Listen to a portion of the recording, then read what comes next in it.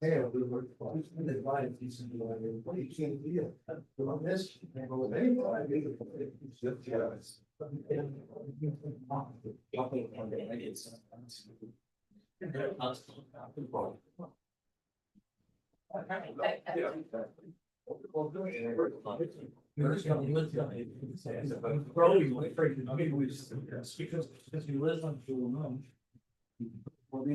Okay, good evening, everyone. I'm calling the Town of Rochester Town Board August business meeting to order. It's August 13th, 2026. If you could all stand for the pledge to the flag. I pledge allegiance to the flag of the United States of America and to the republic for which it stands, one nation, under God, indivisible, with liberty and justice for all.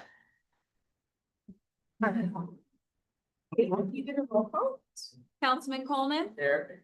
Councilman Smith is absent, Councilman Nguyen. Here. Supervisor Now. I am here. So our first item on the agenda is the acceptance of the agenda. We actually have quite a few amendments. So just before I make that motion, I just want to announce that unfortunately I have to cancel the public hearings that we had scheduled on today's agenda due to a technical legal error in the notice. So we will be re-noticing that public hearing tonight, but I just wanted to announce that for anyone that came to speak at that public hearing. One of my agenda amendments is going to be to strike the public hearings from the agenda. So I'll make the motion that the town board accepts the agenda as prepared by the town supervisor with the following amendments. That we are not having the public hearings tonight. We will be adding a resolution to amend the Accord Speedway racing schedule. We are adding a discussion item. Let me back up. Sorry, let me back up. We are going to delete the resolutions to authorize the grant application for the EV charging. We don't need to do an authorizing resolution of sale for the bond anticipation note, so we won't be doing that. And I'm moving the taser item to a discussion item. And we're striking the appointment of an alternate dog control officer.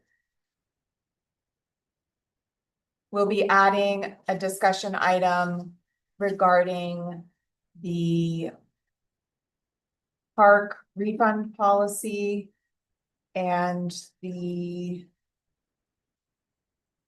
Dog legislation. dog legislation. And we add. And we're adding a resolution to amend the Toshiba contract.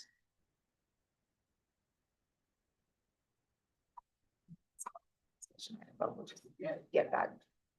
Oh, and we're adding an executive session for the purposes of discussion of matters relating to the litigation of the town of Rochester versus 5 Ridgeview and matters regarding a potential litigation.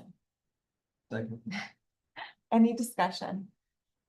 All in favor? Aye. Opposed, abstain, motion carries. I apologize for all of those amendments to everyone.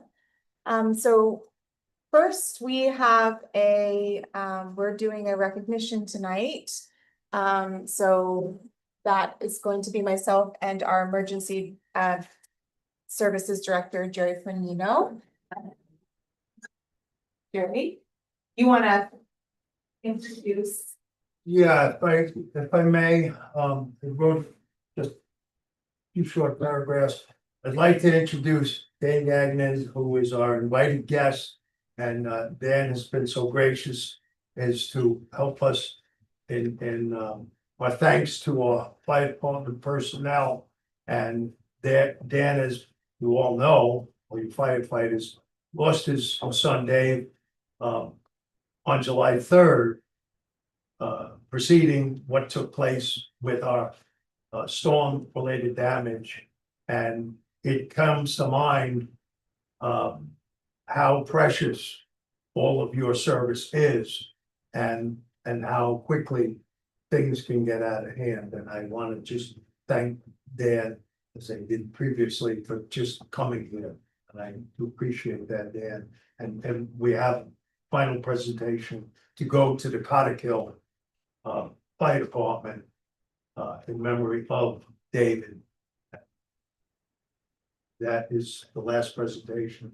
What I'd like to simply say is good evening to the town board members and all the residents of the town of Rochester.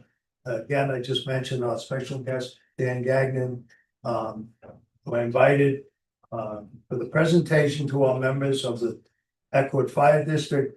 As we recall, this past July 4th, 5th weekend weather events, Dan and his family were experiencing firsthand the loss of Dan's son David on July 3rd, the Friday before. After Dave, who was the chief of the Cottick Hill Fire Department, responded to a weather-related incident, he was in fact killed.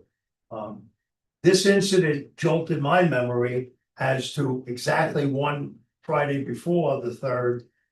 I actually witnessed something in my 52 years of being here I've not ever seen. I hope I don't ever see it again. But a tree came down in middle of Rose Hill Road, town of Marbletown, while actually heading to town here on my motorcycle. And a gust of wind had just come by and took that tree down. And it really shook me up to, wow, I'm glad I missed that by a couple minutes. But it just goes to show what all of you, and thank all of you guys for coming here tonight for these presentations. During the weekend of July 4th and 5th, our fire personnel responded to almost 70 calls, at least 60 of which were weather related, with less than 25% of our available personnel or personnel available due to it being a holiday weekend. And with the widespread weather damage, all of the departments were overwhelmed.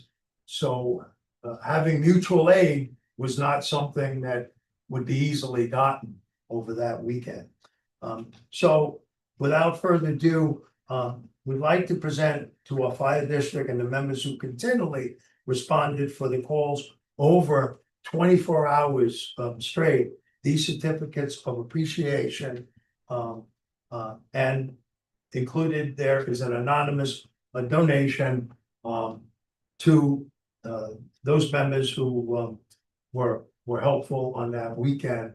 And I'll let it go with that. If the first person would please come up, Dan, would you mind?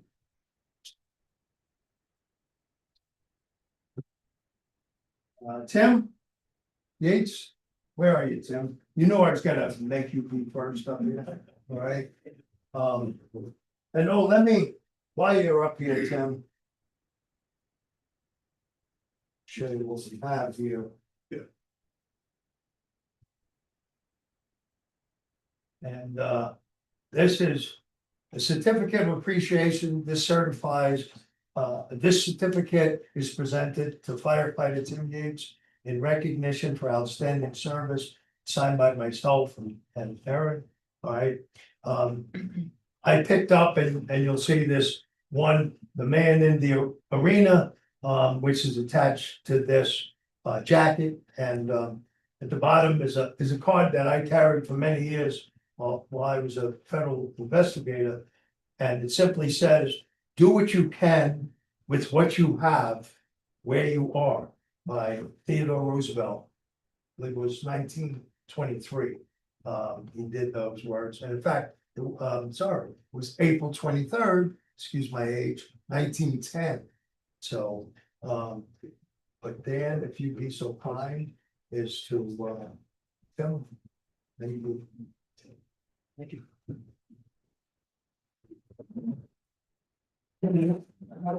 Look like the envelopes as well. I'm sorry, here you go, Tim. Yeah, thank you very much. That's why you're here, Dan. Thank you. Next up, Brian Thiel. Brian.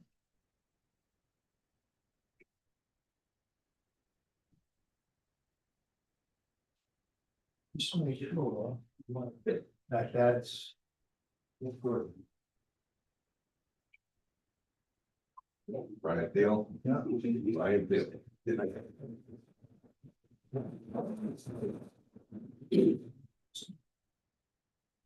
Mike Nigro, I think Mike is not here, Tim, you said. Mike Dyer. Pat, could you, come up?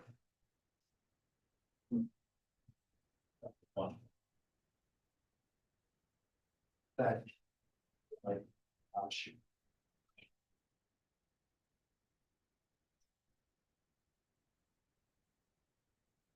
That Josh Gibson? Yes. I just want to make sure, I Oh, want I'm sorry. everyone's name. And, Mike, Mike Niger on Josh Gibson. Mike Nigro and Josh Gibson. okay, they're not able to attend. Anybody else that you say? Nope. AJ Elite. Alimo, Not here. Those three, there should be a. Possible. No. But we'll No. take care of that. We'll take. so we, all right, Is it? so we'll do a round of applause for those three.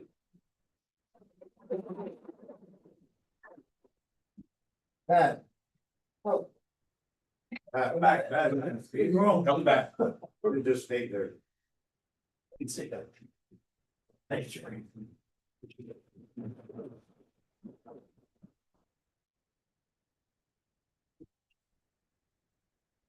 So John out there somewhere, John? Looking for a green shirt. Green. Hot like hot pink stuff.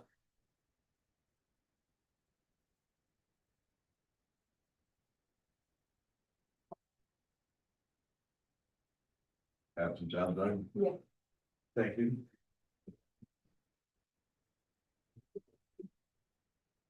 Just know that, like, our fire department, you know, we don't care what political party you are, what color you are, race, creed, color, it matters nothing to us. When an emergency calls, we come, and we proved that on July 4th. I mean, I think, what did we do, 113 calls? For the month. For the month. For the of month. July. That's a lot, so, you know, we don't care, we just wanna do our job and help the town, so, thank you, appreciate it. Boyan.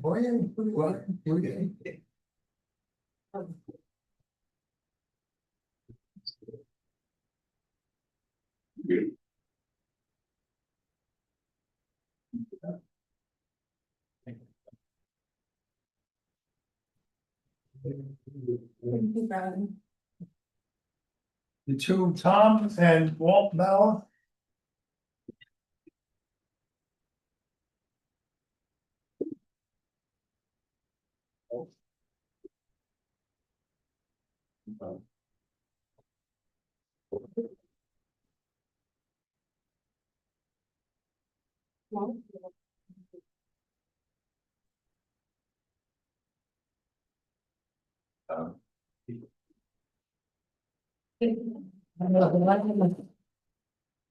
Thank you.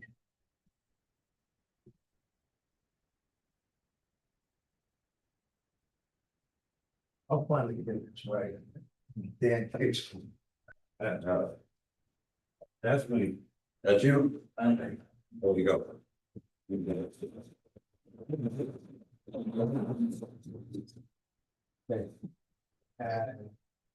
Peter, back in there, and we've got two for Peter, because we've got one actually, to the district. That's a good idea, okay, so we're staying off of it. Okay.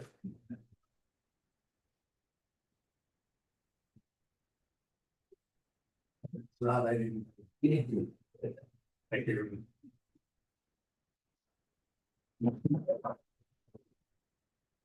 All right. And last but not least here. We have one right here, just say right now, okay, right. In fact, if we could. Mia, Go how ahead. many people can you get Anybody? I can get a fair amount, yeah. Okay. Because if you guys could, I'd like actually, Peter, give this to officially with this in memory of David. Sure.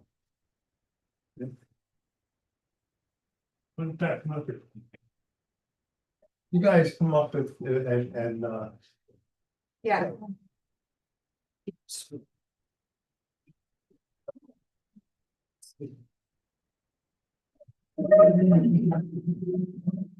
Here is the furniture. Yeah, over there. short people in the front. You ask me a second. I'm edging you out. Got that first.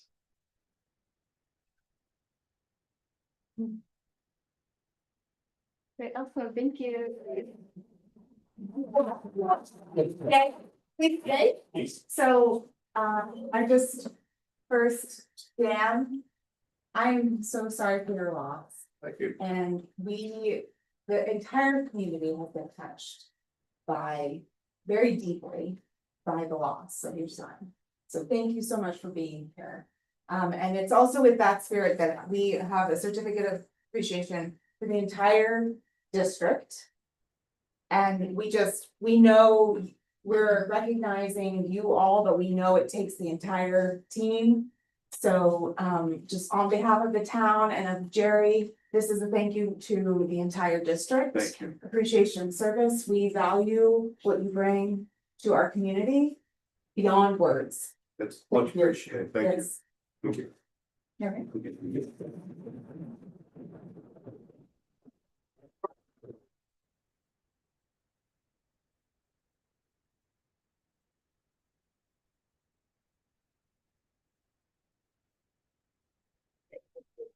Thank you. Thank you. And I just want to give a round of applause for Jerry, who has the heart to want to do this. He has the heart and the drive to really want to recognize the service that people have to our community. So Jerry, thank you so much. This wouldn't have happened without you, and I'm very, very glad that we did it.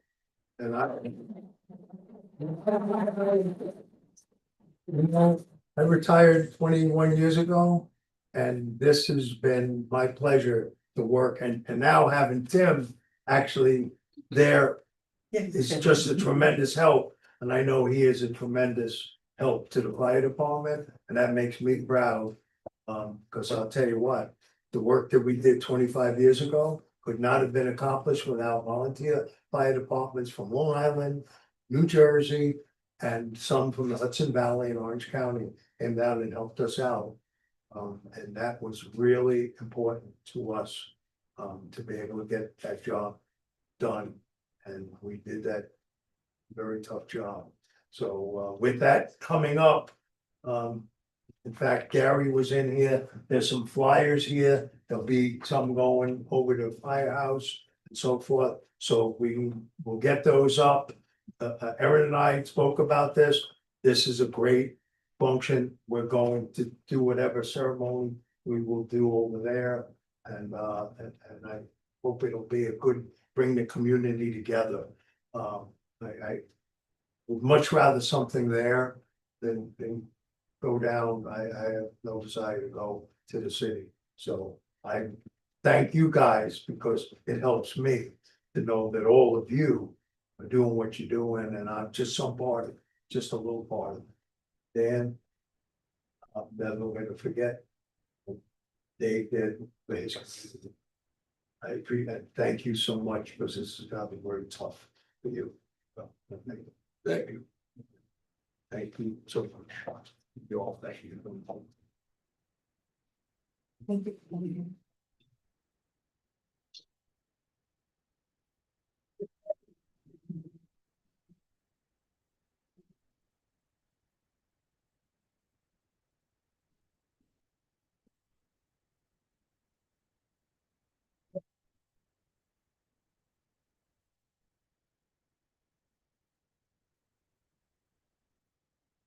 Great, well, thank you. That was a really great way to start a meeting. And I thank everyone for being here. So we're going to move on with the most boring part, which is reviewing the financial reports. So in front of goodbye, thank you. Thank you again. Thank you. You all. I have in front of the board, I have our year-to-date budget versus actual for highway and for general fund. The full suite of financial reports is in our meeting backup folder, and I have it online in the public accessible documents, but these are the ones that are worth looking at. Right now, there's nothing in highway. There is nothing of note that I think should be alarming. We are sticking to our budget. The only thing I'm gonna be looking at is our salt and sand and overtime, because those are the three categories that we've spent at a higher rate than usual, but the revenue streams are pretty straightforward for highway. And we are, as of this set of vouchers, well on our way to expending most of our road work funds for the year. One question. Yeah. The column for budget, that's full year budget, not the sum of budget, correct? Yes, that's the full year budget.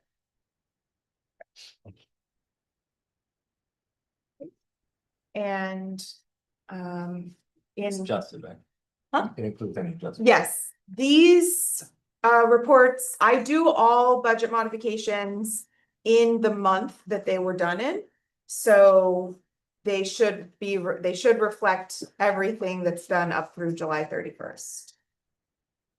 The budget versus actual for general fund. We do have some revenue streams that we are waiting on. As I've spoken to in the past, you won't necessarily see that our revenues are 70% or what, let's see, not 70. We're gonna be 60% in on the year.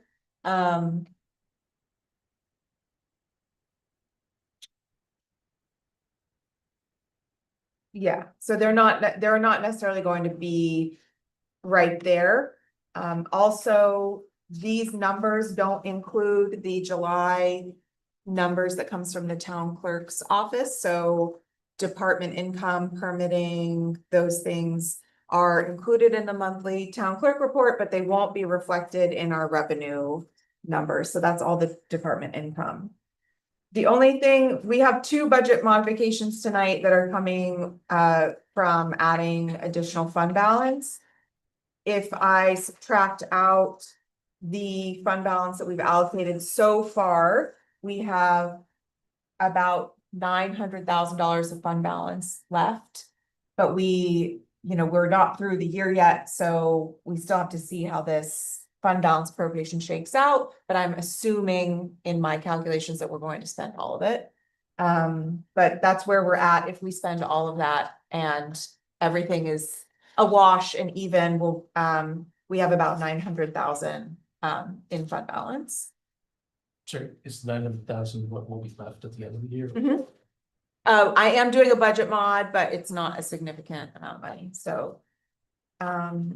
Then we do have some expenditures that we are a little over, a little under. In all budget categories, we are holding at the percentage of expenditures that we should see. So I've been doing budget modifications as we've been going. There's a couple that are like over by a very insignificant amount. But in those instances, those budget codes are exactly like the insurance gets paid at the beginning of the year. So it's not like we're going to see any more of that. So typically, if you see 100% of something in this report, it's a one-time expenditure, unless I missed something. Any questions so far? Because we're 7 months in, we're more than halfway through the year. This is also the time that we are starting to look at budget projections. I don't like to do full formal budget projections until we have our August numbers. So those are, the August numbers are what will be included in the tentative budget, but we will use these numbers to get us our department requests and get started on the tentative budget. I'm gonna try to do a quick supervisor report.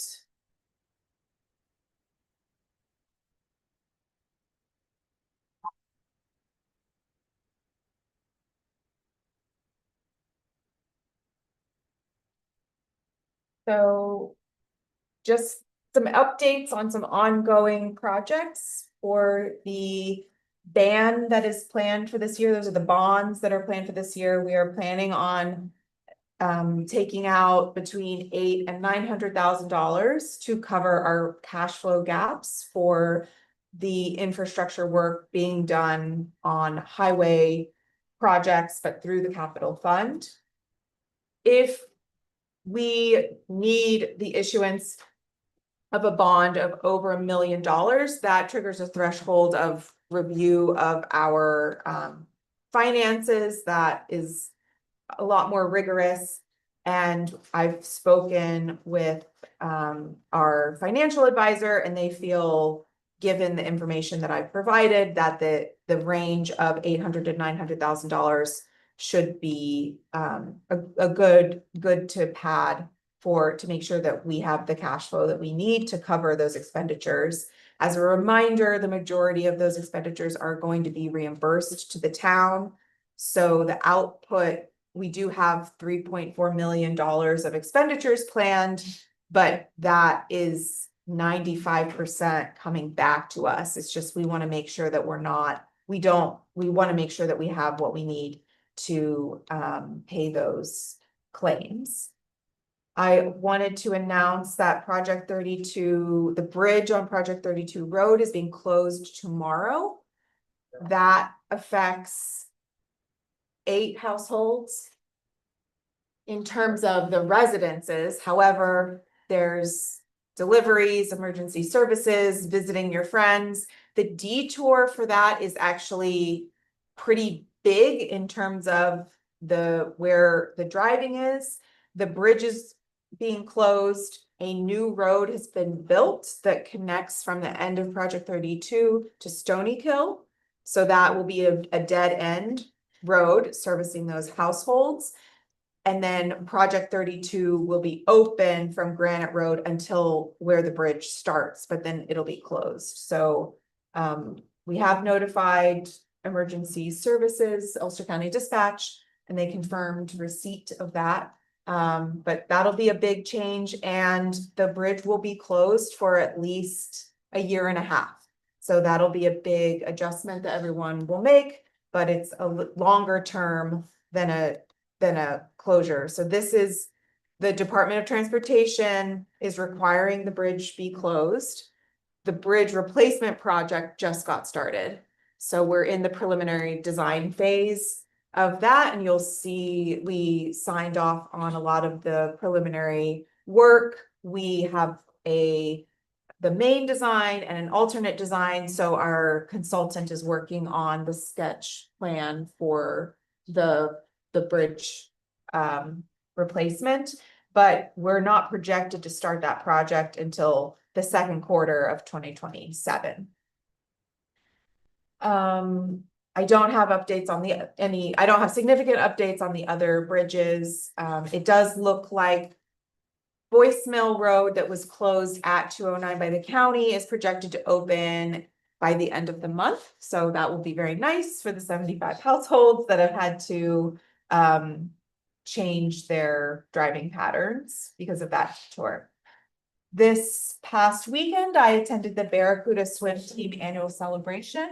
I was very happy to see all the swimmers get recognized at the Kerhonkson Pool, which is supported by the town. I got some insight into where the funds go for both the support of the pool and the support of the Barracuda Swim Team.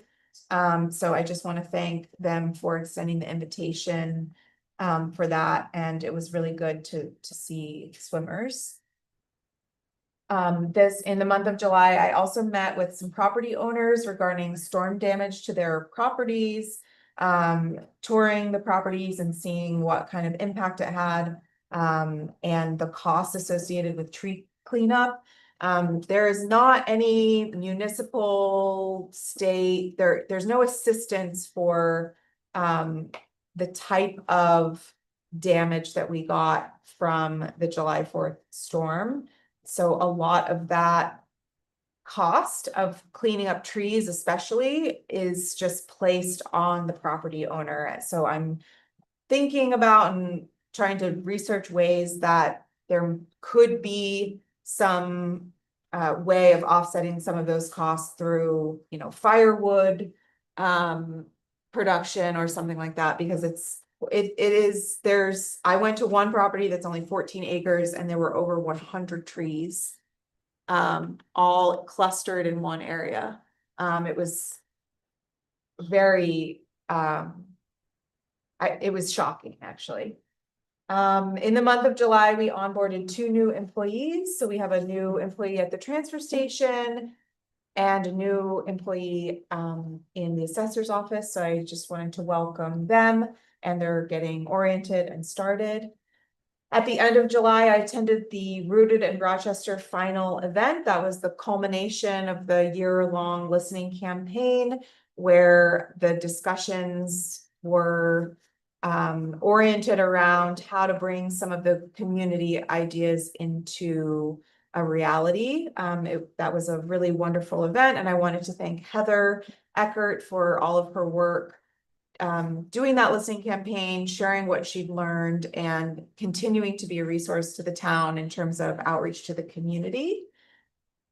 Labor negotiations for the collective bargaining agreement are scheduled for September, so I will keep the board posted on that and what is coming out of it. As a reminder, the collective bargaining agreement expires at the end of the year, but we would like to have a good working draft of that in budget season, so we know what we're dealing with going into our preliminary budget. We also I started having my first sort of small group meetings regarding the health insurance plan and what our staff that are on the health insurance plan would like to see in terms of our plan selection and any other ideas or creative thinking they have around the cost sharing that we do. As our health insurance plans are going up 17% this year, and I just got the notice that in the following year they're going up 12.5%. So this is an incredible cost. I don't know how it's even possible that this is the situation, but it's very challenging for any budget, but especially a municipal budget, to know how to deal with those increased costs. So I'm wanting to work with our staff, the board, our broker, to see what we can do in terms of lessening those costs. I did get the actual health insurance plans yesterday, so I will be sharing those with the board as soon as possible. So I have the numbers, the exact numbers for what the premium costs are going to be for our renewal plan, and then any alternate plans that we might want to look at. I'll be synthesizing the input from the staff into a non-personal generalized input showing, you know, where people are at in terms of what's the most important thing for them when dealing with health insurance. I've been conducting annual performance reviews with my internal staff, using that a little bit as a test for how we might go about that for townwide staff. It went really well. I really like the template that I used, and just really like the open, clear, direct, and transparent communication that can come out of a performance review. And I'm looking forward to implementing that as a regular process for the town. last week, we had our monthly department meeting. That's where all supervisors, department heads meet together. We hear updates from each department and then we discuss things that sort of touch on all of the staff, like policy changes, building issues, it's one of my favorite meetings of the month, honestly. I get a lot out of it and I want to thank all the departments for coming and showing up and really giving good input. We invited our buildings and grounds person, Harry, to our last meeting, and that was great. We came up with a new communication flow for some of those issues, and we talked about establishing schedules for town maintenance and annual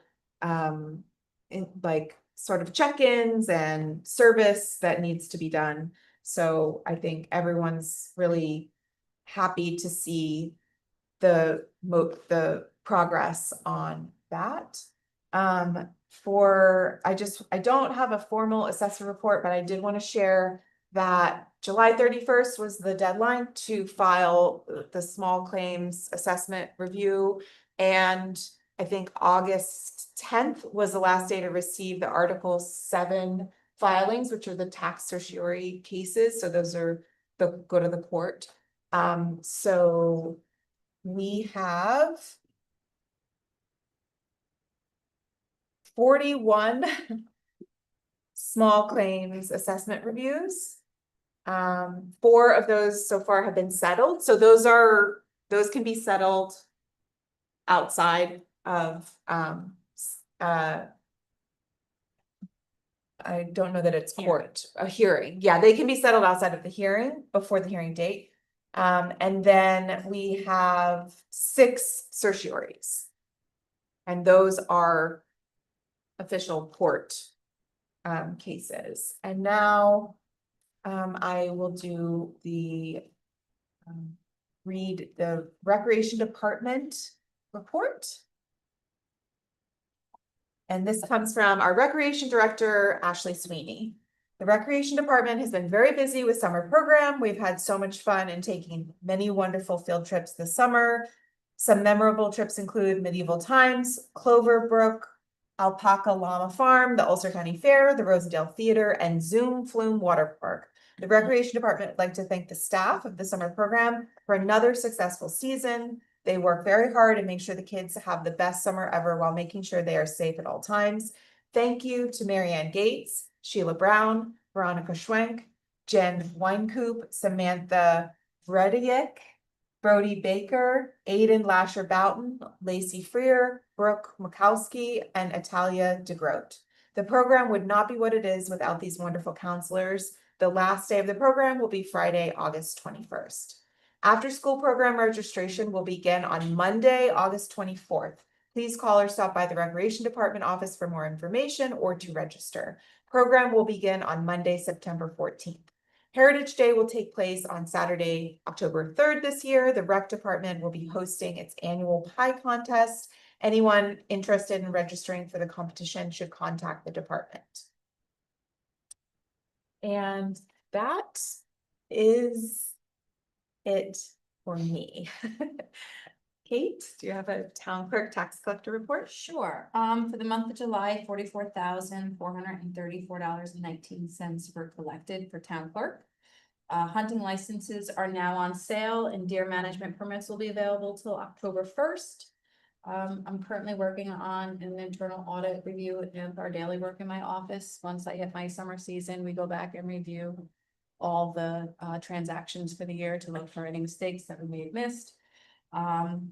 Records management, we are continuing to review files for the records retention schedule and destroying documents as needed. I have to thank Harry, a huge thank you to Harry Warden for all his help with helping me retrieve files. It's a very dirty job, requiring heavy lifting and maneuvering in small places. I am working on a records compliance questionnaire to get out to departments to start working on a spreadsheet of records that we have on file. That's okay. Great.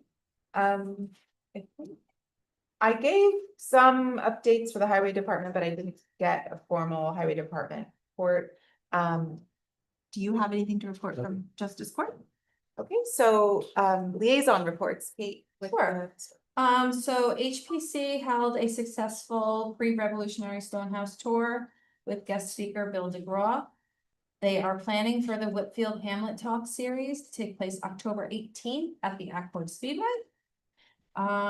I put the HPC and the Ag Committee in contact with each other because they're gonna try to build off the farm data inventory that was collected in June. And Erin, as you mentioned, Heritage Day is October 3rd, at 12 PM on Main Street. We are now accepting applications for vendors. And if there's anyone interested in volunteering in the day in any capacity, please feel free to reach out to me. You'll get a shirt and a food voucher for the day. And then just briefly, September 11th is the 25th anniversary of 9/11, and there will be a memorial held at the Ackworth Speedway starting at 6. And I was just going to update the board that hopefully before Veterans Day this November, I have completed the hometown hero banner process. And we will be recognizing 24 veterans in the town of Rochester. And 3 of those 24 are killed in action, military men. And I just want to mention who each are because they all were killed in different timeframes. Milford Mayer, who died in World War II. Alan Peglaroni, who was the first Ulster County resident to die in Vietnam, was a town resident. And Sean Farrell died on the Global War on Terror. So those will be 3 of our killed in action, along with another 22 or 21 disabilities in the town. Is he a town resident? He was just transferred. Yeah. She donates every year to the. So hopefully we'll have those up by Councilwoman Sneezeth is absent tonight, so I have Climate Smart. And we are working on, we're awaiting notice of bronze certification, so that should be coming this month. So if we get bronze certification, we will definitely be issuing a press release about that, but we're just waiting to hear.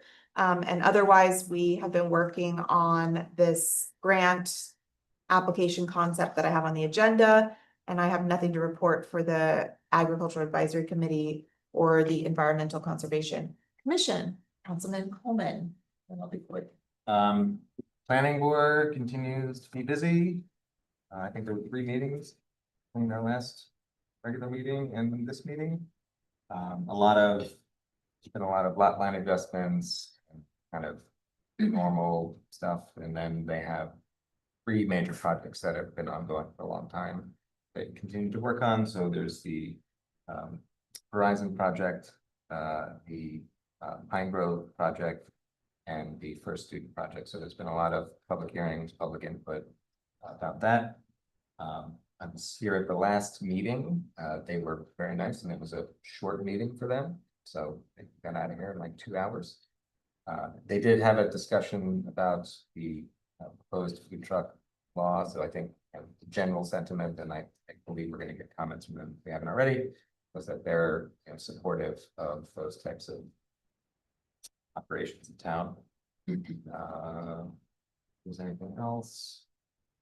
There have been some questions and concerns expressed about finding code and helping people find the current version of the zoning code.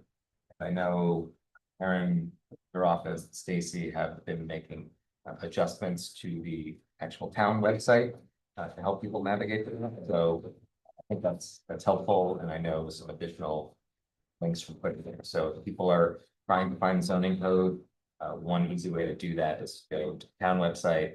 And I think now the zoning board of appeals, the planning board, building department all have links that go to the current zoning code, the subdivision, some of the other major documents, until we can finish the notification process and get the E-code site updated. Nothing on the ZBA.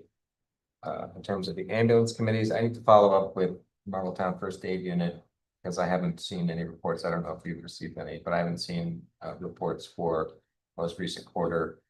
I think last time I had mentioned that we were trying to set up a meeting with KFAS to get some additional documentation from them. They requested a 2-week delay, so we're trying to schedule something for next week. so that they can get some of those documents together, so we didn't end up having that meeting. And in terms of the exchange, so we did get the new shed. I think I mentioned that last time. They had the close for pre. Event happened here this past Sunday. I stopped in, there were tons of people, tons of volunteers, a lot of people changing clothes, looked fantastic. And my understanding is they've moved everything out of the pod into the new shed, so that's finally look at getting that returned. That is, I have it. So it is now the public comment portion of the meeting where we allow the public to address the board. We are limiting comments to 3 minutes per person. Is there anyone here who would like to address the board? Sure, Yes. since you don't like interruptions when you are making motion to go to executive session. When you said that you had an executive session because a potential lawsuit. My question is whether this is a potential lawsuit that was threatened by an outside party, or if it is a lawsuit that the town is considering bringing. It makes a difference. Is that? Okay, so we have another comment. I just have 2 questions. I don't know if the board members can answer. Heritage Day, how is the rain situation going to be handled? Is there a rain date? Is it rain or shine? Question number 2 is, and this is probably a phone call to the code enforcement office, but I'm here and I'm thinking about it now. Is there an ordinance for the plastic placard signs on wire frames that go like political signs, but lately it's been other things that are all over the place? I'm curious if the town has any sort of regulations around that. Great. Is there anyone else who would like to address the board? All right, with that, we will close the public comment portion of the meeting, and now it's town board member time, where board members can answer questions or bring up anything else you'd like to talk about. We attended the opening of the food pantry's Oh, yeah. a community fridge on Friday, a week ago. It's very well attended and a very great resource for the community. It's across the parking lot and open from 9 to 7? 7 to 9. 7 to 9 every day.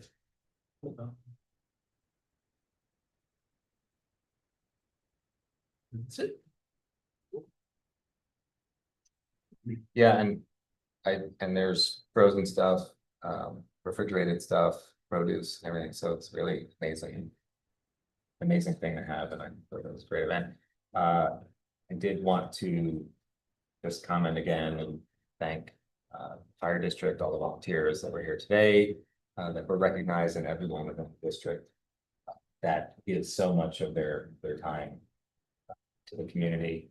And I apologize for my failure on the camera.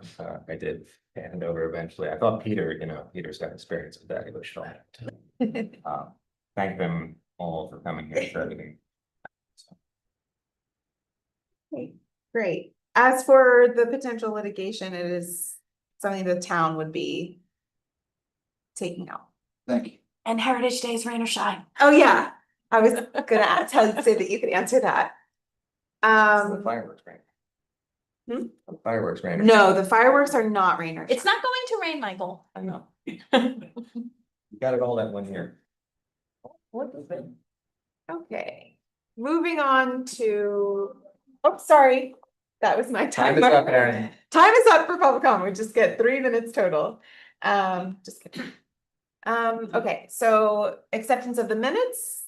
So I'll make the motion that the town board accepts the minutes as of the July 9th, 2026 business meeting and the July 23rd, 2026 workshop meeting as prepared and presented by the town clerk. Second. Any discussion? All in favor? Aye. Opposed, abstain, motion carries. acceptance of donations. I'll make the motion that the Town of Rochester Town Board accepts the following donations. $167.08 from St. Pauli Textile. Any discussion? All in favor? Aye. Opposed, abstained, motion carries. And I apologize, I did not put the numbers in my notes for the abstract, so I'm going to slowly read this resolution. So I'll make the motion that the Town of Rochester Town Board accepts the 8A 2026 abstract and approves payments in the following amounts from general fund. $62,902.61. Highway fund.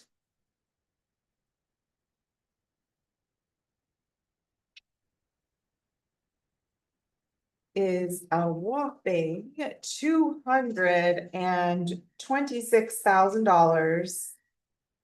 $226,941.45. There's nothing from ambulance fund. Capital fund. We have $32,183.22. Street lighting fund is $195.71. And escrow is $8,774.36. I have a second? Second. Discussion?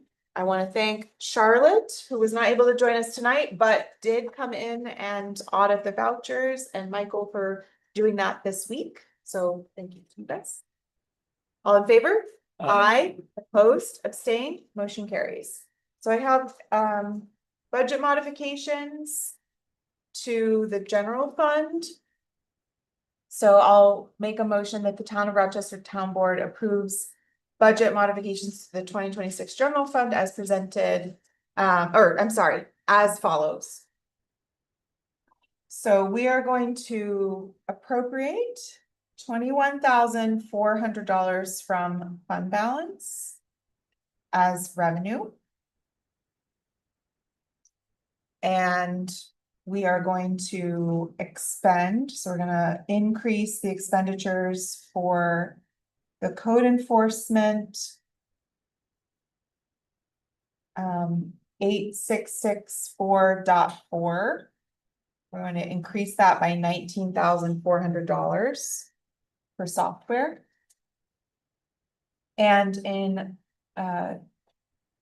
public safety budget code 3010.2 equipment, we are going to appropriate $3,000, or we're going to increase that expenditure by $3,000, making that budget code have $5,500 in it. Do I have a second? Second. Any discussion? That's for vests. Vests, yep, that's for the vests, and the other one is for the GovWell software. And the GovWell is 19,400 for this year, also be, initial implementation. part of it. Yeah. All in favor? Aye. Aye. Opposed, abstained, motion carries. Did you get those? Yep, okay. So I will make the motion for resolution E as presented on the agenda. So, any discussion? All in favor? Aye.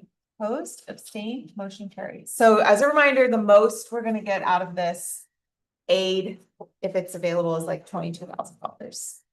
But it's not that. 22,000. Oh, thereabouts. I will make a motion for resolution F as presented on the agenda. Any discussion? All in favor? Aye. Opposed, abstained, motion carries. Next motion, I'll make a motion that the town board authorizes the town supervisor to execute the technical assistance to grow pro housing communities grant agreement with New York State Homes and Community Renewal as presented. Any discussion? I did, so I met with Mary Lou about our concerns. We had 2 meetings with Homes and Community Renewal.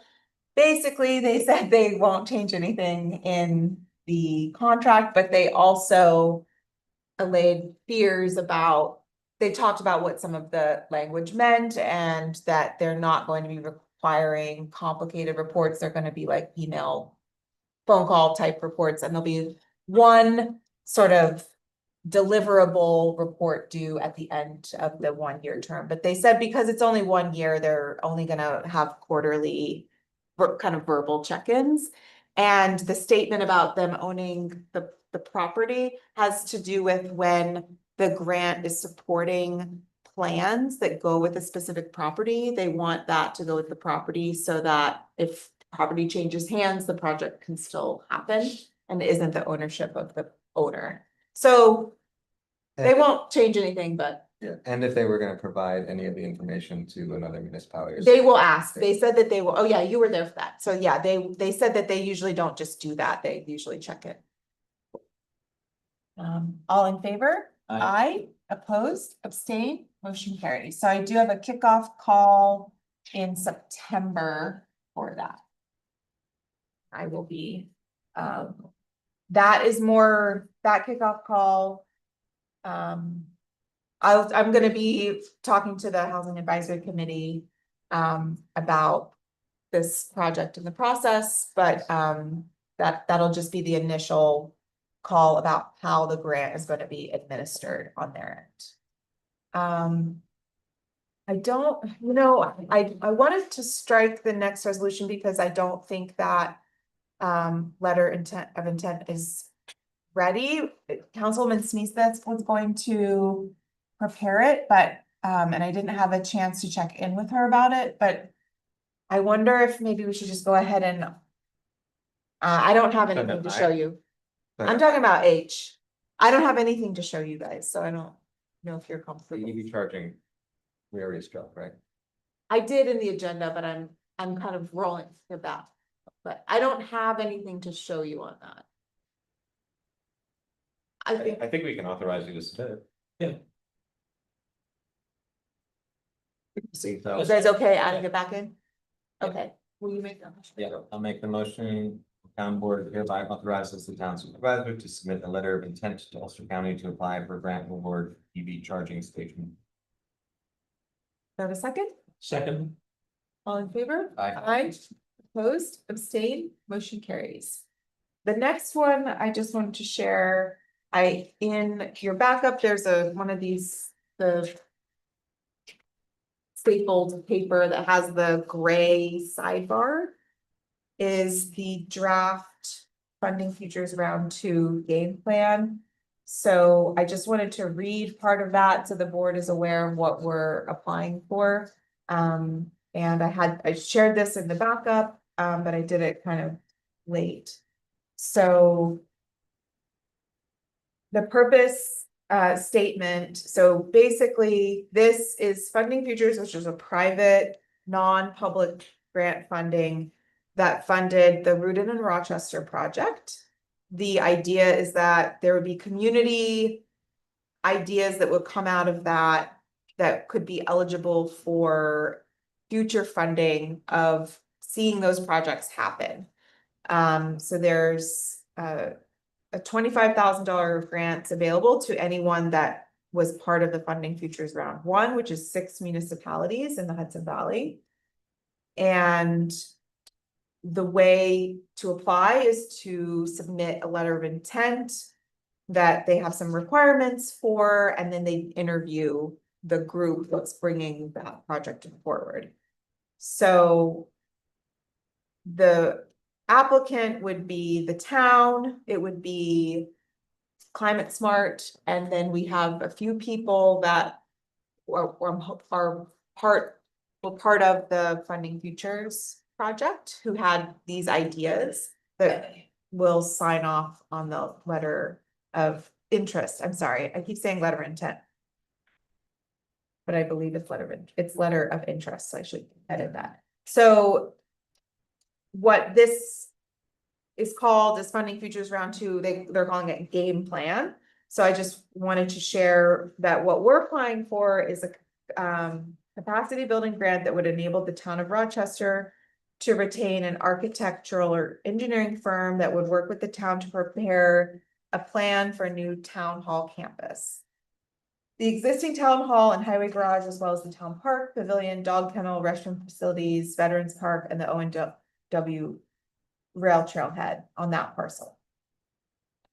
Oh, I'm sorry. The town hall campus would integrate the entire 14-acre parcel that is home to the existing town hall, highway garage, as well as the town park, pavilion, dog kennel, restroom facilities, veterans park, and O&W rail trailhead. A new building would replace the existing outdated and energy inefficient building currently used for core town offices with a carbon neutral and climate resilient new structure, providing an energy efficient and non-toxic workspace for employees, a welcoming space for constituents. It would include community meeting spaces, enhanced outdoor recreation spaces, and community gardens. We would draw upon the existing value of the location as a hub of town operations and a beloved outdoor public recreation space in a way that lays the foundation for greater utilization of the entire area. A new energy efficient building would serve as a model for local architects, contractors, and residents of how modern, state-of-the-art, resilient buildings can serve the needs of the people, the climate, and can save communities money. It goes on to talk about that this is basically to prepare us for grant applications. So we just need the planning to go so far as to be in a position to apply for more grant funding. And just so you know, I have done a little bit of research and I believe this of new town hall, kind of no matter what we do, is going to be in the neighborhood of like $3 to $5 million. So we really need to get started on the planning work so that it can be part of our capital improvement. Is the courthouse included? Yes, so in this plan, the courthouse would move. Okay. So the letter of intent is the draft here, and I'm just asking letter of interest, I'm sorry. We're gonna, I move that the town supervisor be authorized to submit a letter of interest to apply for funding through Funding Futures Round 2 as presented to support the preliminary design process and site plans for a potential town campus project located in 50 Scenic Road. Second. any more discussion? So we're submitting a letter of intent that we're going to apply for this funding. So this is not the application. This is how they're managing the application process. Usually what we would do is then ask for a letter of intent and they will invite people to submit grant applications. So, right, so this is just the letter and then we would be invited, we would provide, there'd be a second, like an actual application. If we get the funding, we obviously haven't solicited any bids for people to do this work. Yeah. What would happen if the funding didn't cover it? Because this, like, It's not going to cover yeah, it. this is like a large scope, obviously. It's a very large scope. I mean, it's not going to cover it. There's also. So I'm pulling together, basically we'll do the interview with them and at the same time I'm pulling together a budget and I have 2 firms that I'm talking to about how far this amount of money would get us and like what they would need to be able to position us to apply. So we have hired engineering firms to do grant applications for us in the past, and it actually didn't cost that much money. So I'm kind of more thinking about getting us to the grant application benchmark. So we would have like a budget, a feasibility kind of scope, some citing, like, is this possible? Is this building possible? The size of it. And then we would also, with this group of people, they want it to be a group of people applying.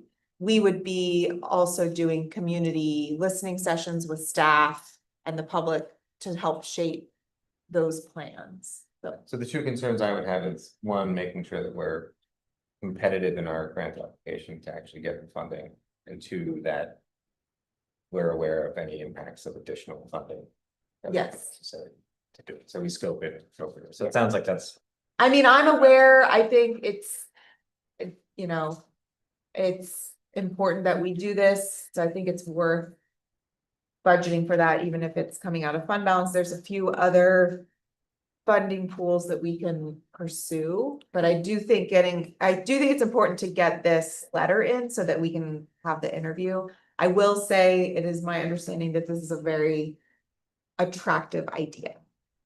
okay. And to be clear, the $3 to $5 million total cost estimated cost of the project, we're anticipating that substantially, that a large portion of that would be covered by the additional grants. Yeah, there are 2 grants that I want to apply for next year that would cover $3 million of a facility.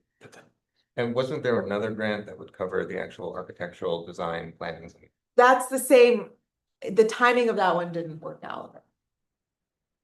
But I think also part of the interview that we have might be them, part of the second round is actually funding technical assistant, like there's some technical assistance that comes with not just them giving us money to do it, but like implementation, how to get to the implementation stage, so.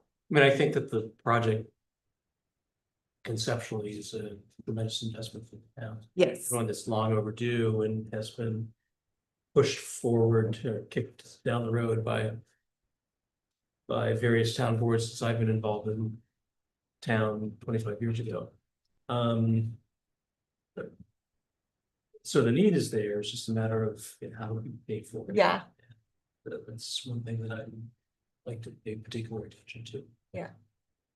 I do think that if we were to be able to get to a place where we at least knew how much it would cost, what it would take, then we could also start looking at other options, because there are other options. There's using existing buildings, there's, you know, that sort of thing, but I think we definitely should keep all of our options open. I think I'm seeing these 2 funding pools that will probably still be available next year. And if we want to position ourselves to take advantage of those, you know, just kind of taking those steps. I mean, I think this long-term financial planning is beneficial for the town. As we look at a capital replacement schedule for every department and everything, it's just so that we know what costs we need to anticipate rather than, and planning for them proactively rather than Right, on an emergency basis. With Band-Aids and duct tape. and it's not even capital, it's like, we're gonna have over $100,000 increase for workers' comp and health insurance next year alone, just $100,000. Can I call the vote? yeah, you can. Okay, all in favor? Aye. Opposed, abstained, motion carries. I was notified today that I do not need you guys to approve this notice of sale that was in the resolutions that we passed already. So I'll make a motion for resolution K as presented on the agenda. Second. Any discussion? So what is the change order? Is this just adding another year of money? Oh, yeah, it's just adding another year. We've done this like 3 times. Yeah. But because it's a contract, this is change order number 4. And we have this budget, we have the funds out. How many more years are it? None. So we're just. We're changing Accepting the the, contract yeah. again. Yeah. Yep. And how many years do we need to monitor? I'll have to get back to you on that. But it is like, it's a fixed amount. It's not like, I have to get back to you on that. Does it change the way you're gonna vote on the resolution? Okay, any more discussion? All in favor? Aye. Opposed, abstained, motion carries. I also actually don't need you guys to authorize L because it is under our threshold, our purchase threshold. All I really need to do is that budget modification because it's gonna be under our purchase that. And then I'm moving the taser to a conversation. The next one, this is just a technicality. So I'd like to make a motion to appoint Anne DeWitt to the Town of Rochester Board of Ethics for a term expiring December 31st, 2026, subject to filing the required the required oath of office with the town clerk. Any discussion? All in favor? Aye. Opposed? Abstain? Motion carries. My only question was that December 31, 2026 is based on the fact that that's when the current vacant term. is. Yes, yep, yeah. All right, the next one was a request from the department. So this is a request to increase hours for their part-time clerk through the end of the month. 25 hours total. Yes, yep. I move that we adopt resolution O as presented. So Any discussion? All in favor? Aye. Aye. Opposed, abstain, motion carries. I'll make a motion that the Town of Rochester Town Board appoints Pat Davis to the position of seasonal motor equipment operator MEO for the Highway Department effective August 14th, 2026 through December 31st, 2026 at an hourly rate established in the town wage schedule. Second. Any discussion? All in favor? Aye. Opposed, abstain, motion carries. And then we are not doing Q, so we have another public comment portion. We have racing schedule. Oh. Thank you. Thank you. I told you. Whisper. Right before the meeting, I told Michael he's gonna have to nudge me and tell me things, because I've had a really long week. So Gary from the Accord Speedway came to me. He wants to do the September 11th recognition evening.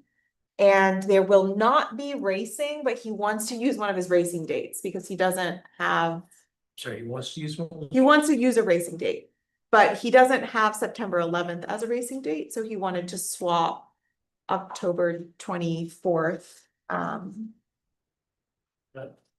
Okay. So I'll make a motion that the Town of Rochester Town Board amends Resolution 319 of 2025 to remove the Saturday, October 24th, 2026 racing date and add Friday, September 11th. Second. As a non-racing. Right, Right. any discussion? All in favor? Aye. Opposed, abstain, motion carries. There will be lots of emergency services vehicles, so there will be lots of vehicles, They're not racing. but they won't be kicking up dirt. We also have the Toshiba. Yes, and then let's see. We have, Kate and I were talking about how we actually should have done this as a resolution, but I just stuck it in the vouchers, so.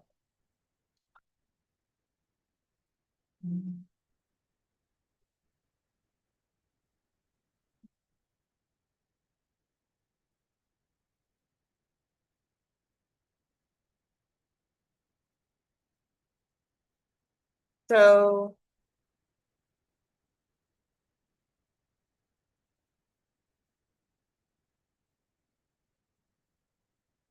I'll make a motion that the Town of Rochester Town Board accepts an amendment to our Toshiba agreement for DocuWare to add an additional user at the cost of $92 a month.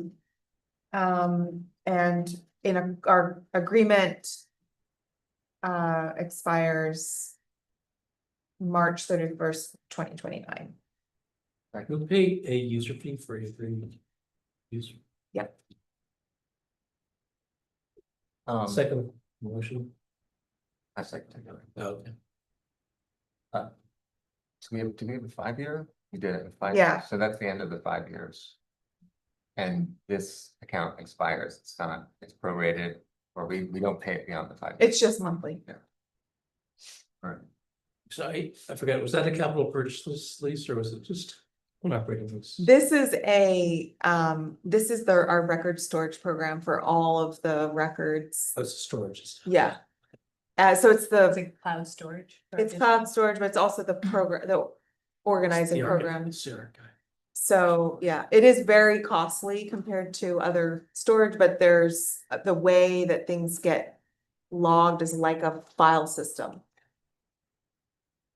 All right, and the funds are appropriated, so this is basically, if this weren't part of an agreement, Kate could just make this purchase out of her budget.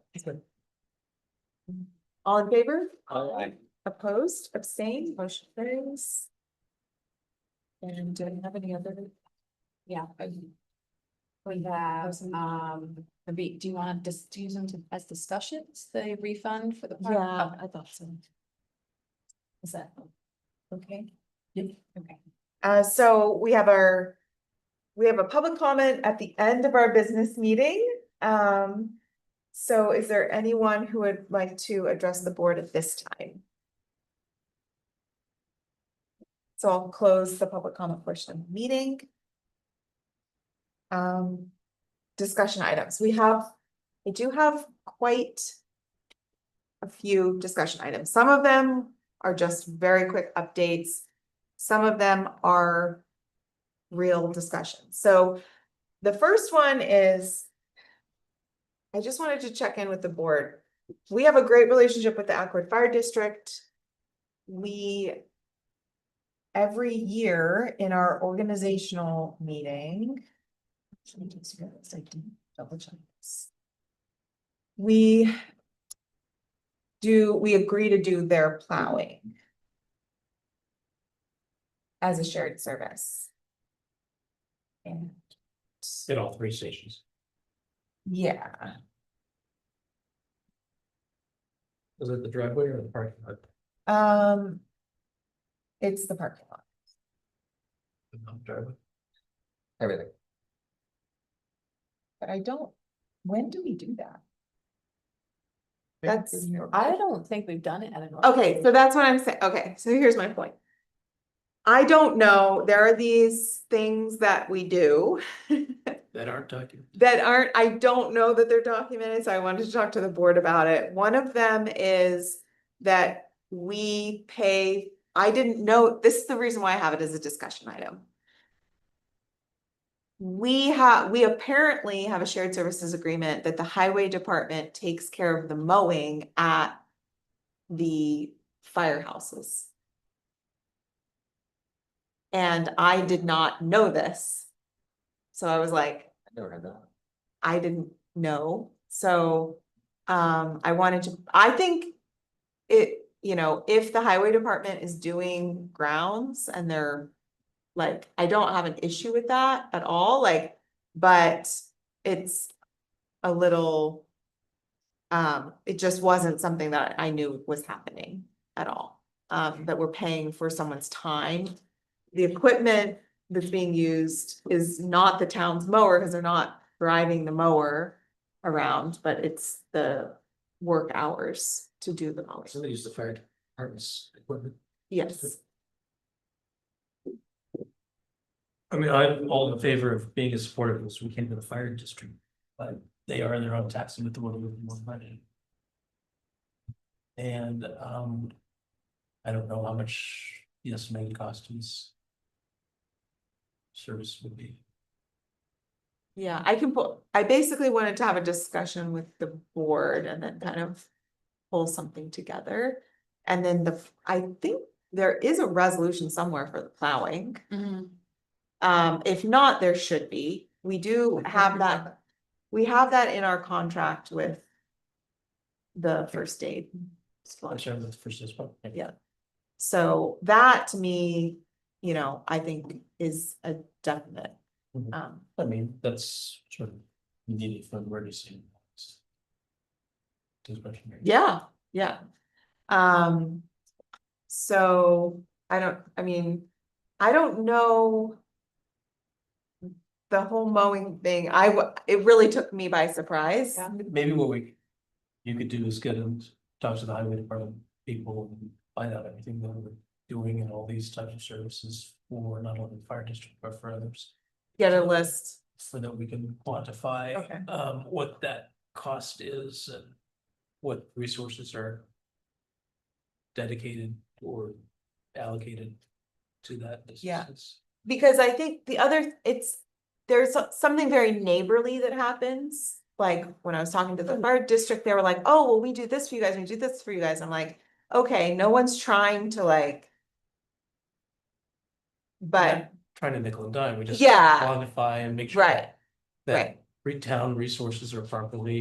yeah, Documented. right. So I think that's the other thing, is like, there is a sort of.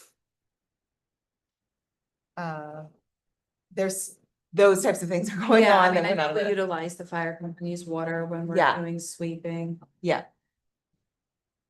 I would say it's 4 hours a week, yes, every week during the mow season. Yeah. So what's that, 4 months? Give or More than take, 5 months of the year? Depends on how much rain we get. yeah, But the sense I'm getting is that it would be an MOU to memorialize this, not saying that this should be shifted over to the fire district budget. Well, I mean, I think we need to figure out what exactly Yeah. we Okay. have been doing, what we are committing to, estimate what the cost of that is and see how material it is. And I mean, there's been times when there's a fire, they've asked the highway department to come assist them with a loader or an excavator. I don't know if those are things you'd want included in there as well. And I think that should Yeah. be a general catch-all for Right. emergency service assistance. yeah. And it doesn't have to be necessarily an MOU, but. Okay, I've got what- my homework for that. But I think we just have to have some sort of resolution authorizing. Yes, That expenditure for right. non-municipal purposes. And I think, it's been happening, so it's budgeted, but I just didn't know. I didn't know. It's buried. Yeah, Um, what I don't want to have happen is, because we actually have staff and their volunteer organization that, like, they would have to go to an outside, they would have to contract externally to get their Yes. stuff. That's why this whole thing happened. Yeah. So, Apparently. okay, Okay, I will let you know, though, I have said it's okay to hold the status quo for now, Oh, yeah. just because that's that's what fine. we've been doing, and. I did say I'm gonna bring it to the board, and we just wanna make everything official, because that's what I feel comfortable with. So our next one. Speaking of, okay, did you look at this? All right. I need to get some guidance from the board on this, because this is going to impact our budget and the Stonebridge Library budget. Let me try to quickly walk you through what the issue is, and I have seen the preliminary. I had a meeting with them and saw all the preliminary numbers. So basically, we had an agreement with the Stonebridge Library a long time ago that set a 2% cap on the contribution to the service that they provide. And under that agreement, we would receive 238 like free memberships. And every year I get calls of people being like, could you guys get more, and so I had kind of gone to them to be like, what? And the 2% cap was 2% of what? Of the initial annual, what are we gonna give to the library? So I don't, Out of our budget. of No, theirs, no, their budget. so like right now, we're paying $15,000. The year before, it was 2% less than that. And we also contribute to Ellenville, so it's about $30,000 in the budget between the two Yeah. libraries. I'm sorry, it's 30,000 for one. Between the two libraries. Between the two, yeah. And, so they started to do a review and found out that for some reason, these memberships are, some of them are treated like household memberships, but they don't offer household memberships. It's like everyone gets a membership. So they're saying that in total, they're basically servicing, more than 238 people. It's more like. Did they put this? Did they not put this in here? Let me see. The number. Yeah, it's 500. Yeah. So it's more like 500 library cards associated with the town of Rochester. Cards or people. People, People and cards. people and cards. And then they did a breakdown. I'm sorry, are they issuing 500 cards or are they just 238, 500 people use 238 cards? They're issuing the cards. But for people who are in the same household, they're like counting them as one of the 238. And I don't think they fully knew what was happening with them until they took a look at the numbers. Some of those are students, so like students get a free membership no matter what. So wherever you live, if you're part of the Rondout school system, regardless of whether you're in Marbletown or not, you get a free library membership. So what they're saying is town of Rochester does not have a library, so we don't have a library taxing district. Marbletown has a taxing district, so everybody pays for the library. So it's part of the tax bill, so it's a taxpayer funded community service, and it doesn't matter if you're a taxpayer, it doesn't matter if you're a property owner, if you live in the town of Marbletown, you get a free library card because it's funded by taxes. Because we don't, Side district. yeah, right. So we don't do that. So the idea being we contribute and then our residents can get library cards. But Up to. but part of the problem is all of our taxpayers are chipping in like a little tiny amount, but only to these people. And apparently there's a line, like July or January 1st of every year, they get snapped up because the people line up for them. Couple of questions. Do they have an estimate of how many, they said there are 500 actual users? Do they know what the family breakdown is and how many of those are students who Yeah. qualify outside of? Yeah, yep. So And how many people are turned down? How many Rochester residents are turned down? And of those people who are turned down, how many of them do we think are students who would be otherwise eligible versus? students are always eligible. So there's 604. But what I'm saying is a lot of students are just getting family cards through being a resident of Rochester, right? So they did a screen, I had a meeting with them, I looked at their preliminary numbers, I told them what I thought they needed to do, because I was getting a little confused about. So total town of Rochester residents who have cards, 604. People who are students in the Rondout school system. When they're subtracted out of 604, it's 529. And the town of Rochester pays for these memberships for 238. Then we have 33 residents that buy them. So they have a chart of how much it costs, and it's the same, it's like $75 or something, and they prorate it throughout the year. So 33 residents bought those. And then the library cards issued to family members of that pool of memberships is 119. Included in the 500? So this all comes, that total to what I was just rattling off,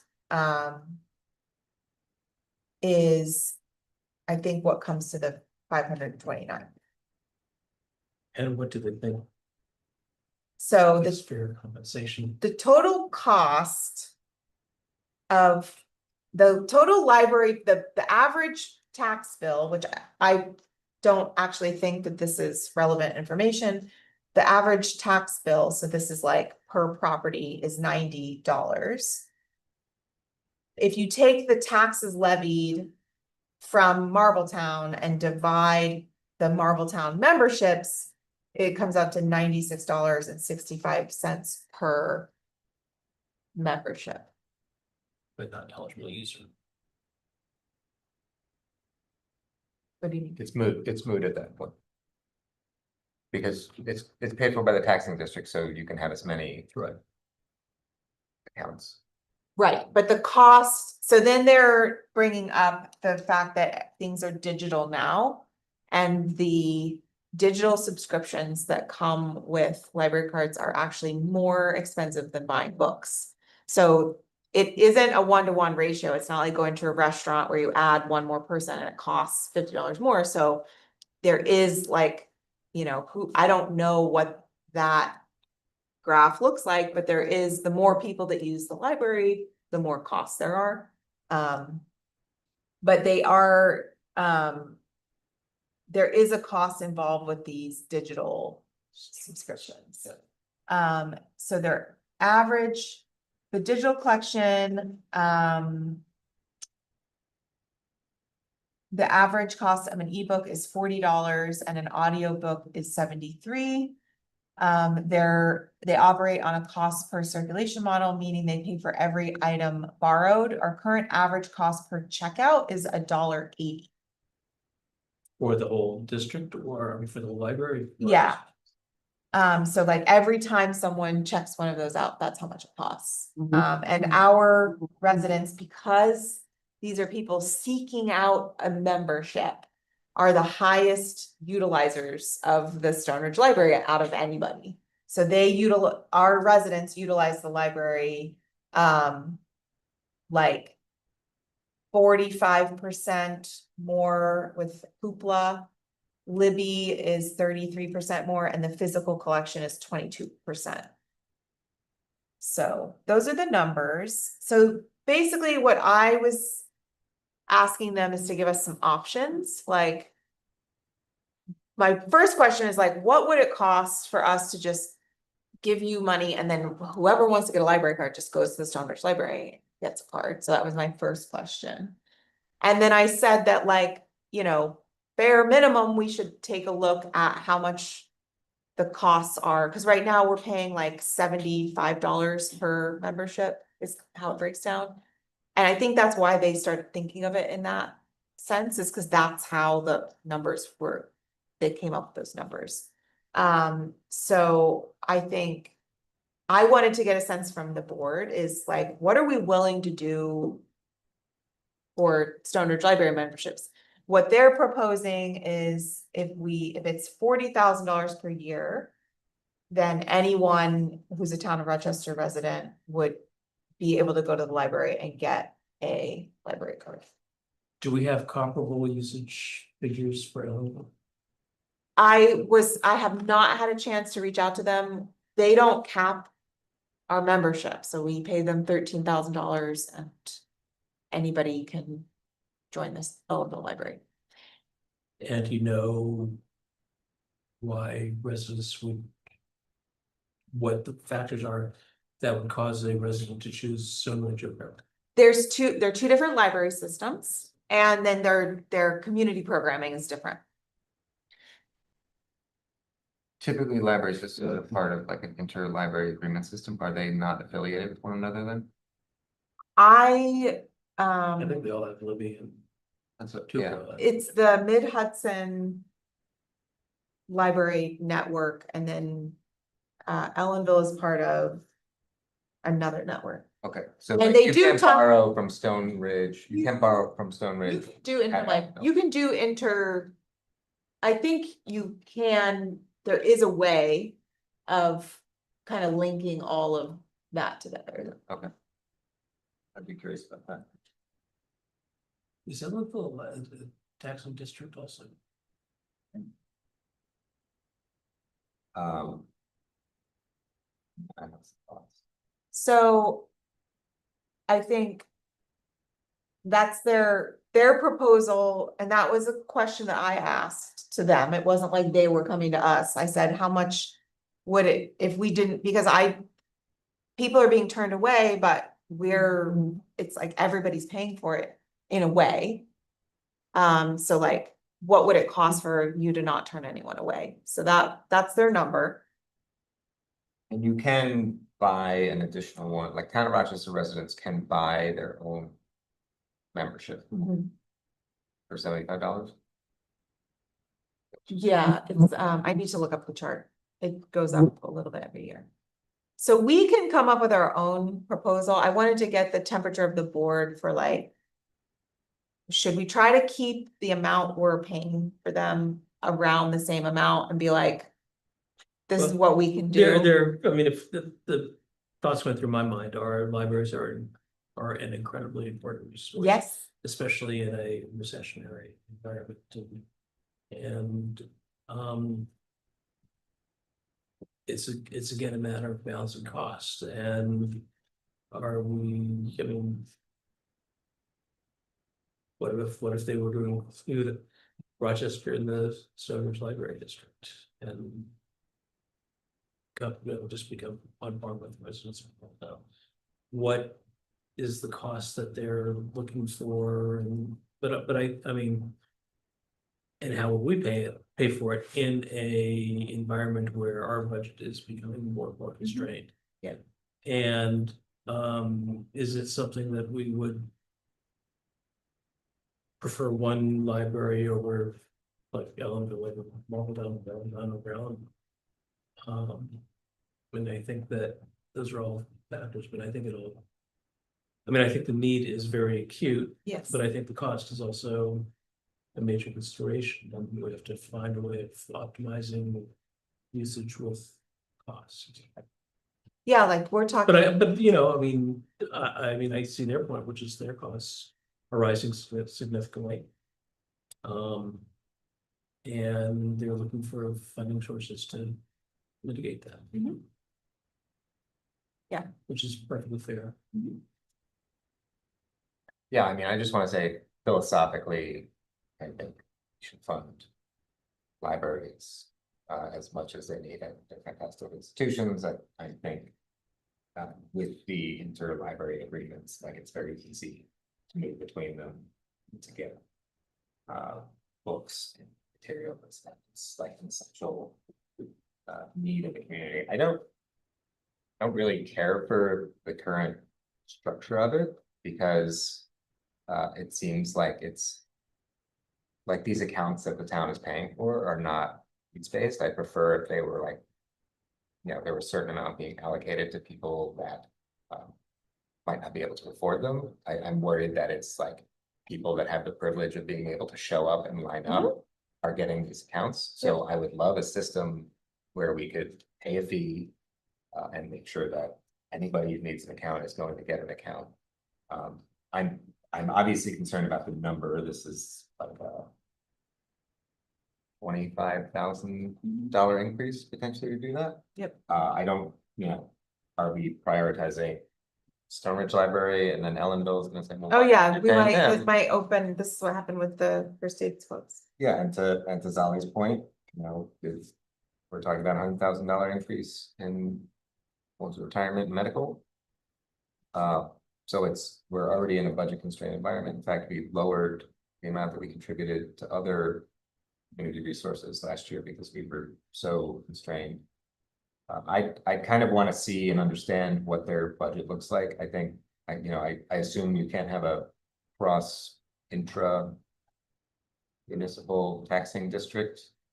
But I don't know, I guess they do it for fire districts. It's not a municipal district, it's a library district, Yeah, so they can, I mean. but I'd be curious to know if we could set that up, what that would look like. Probably require a referendum. Yeah. Yeah, I'm sure it would. But I think it'd be good to have a better sense of their budget. I think it'd be nice for the board to talk to them as well. And I don't know, figure out some more details before we try to commit to something like this. You know, I think if it were phased in, it might be more realistic, but. It's also, you know, it's not in the town, so it's. You know, to say we're comparable to the taxpayers in Marbletown, well, it's much more accessible to them. For some people in town, they have to drive a lot farther to be able to utilize it. I know there's electronic access, but some people might have an easier time using the library. So. I think we should fund libraries. I just think this is gonna require some more. Where's Andrew Carnegie when you need him? I mean, that's 100% where I was coming from. I feel that anytime you have a system where it relies on people lining up at a certain time, that is definitely only available to the people that can do that for whatever reason, and it's definitely a privilege to do that. And I do get outreach from people every year that they're like, I was in the hospital and I didn't get a library card. You know, it feels like they're missing out on something. So 100%, that is why I was curious to hear what it would mean for us to be able to accommodate all residents. But I think what I'm hearing from the board is that we want to see numbers with Ellenville, which could potentially open this conversation up with Ellenville. And the Gabriella, who's the director of the library, had offered to come tonight, but I was too swamped to get her on the schedule, so I'll see if she's available for our next meeting. And we'll let her know that I think, you know, what I said is, I don't think the board is opposed to changing the structure, but we just have to see what we can do financially. Yes. So. But all I right. mean, it's a tremendous resource. Yes, and they're great. I mean, I did a community conversation event with them. They went to had all these meetings and they came here because of the engagement they get from our community, and had a really wonderful conversation about libraries. Do they have users from other towns? Yeah. But I didn't get those numbers. What towns are? So I think what we're seeing, I think they can have users. Maybe we're the only town that actually has this type of agreement. I'm getting confused because of the Rondout School District. I was asking them, I was like, well, don't you have students? That's why I'm getting confused. Yeah, I was like, don't you have students from other municipalities? They were like, yes. And I was like, so it's free for them? And they were like, yes. But they're students. But they're students, and they don't have those agreements with the other municipalities. Yeah. Okay, so I know what the next step on that one is. Michael?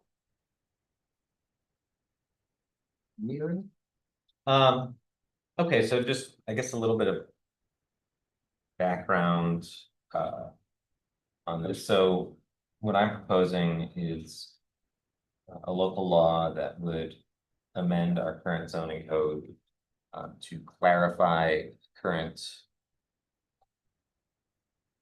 what's the word? Permissibility of home boarding. Yes, yeah, but it's unclear in our definition of kennels currently. There's no distinction between people that are doing like taking care of other people's pets in their homes and like a full-on kennel that requires special use permit and going to planning board review, and obviously is a much more intensive use. So because that's not defined, I think the code enforcement office doesn't have any ability to make determinations about, you know, or distinguish between the a kennel and these other less intensive uses, like watching people's pets in their home.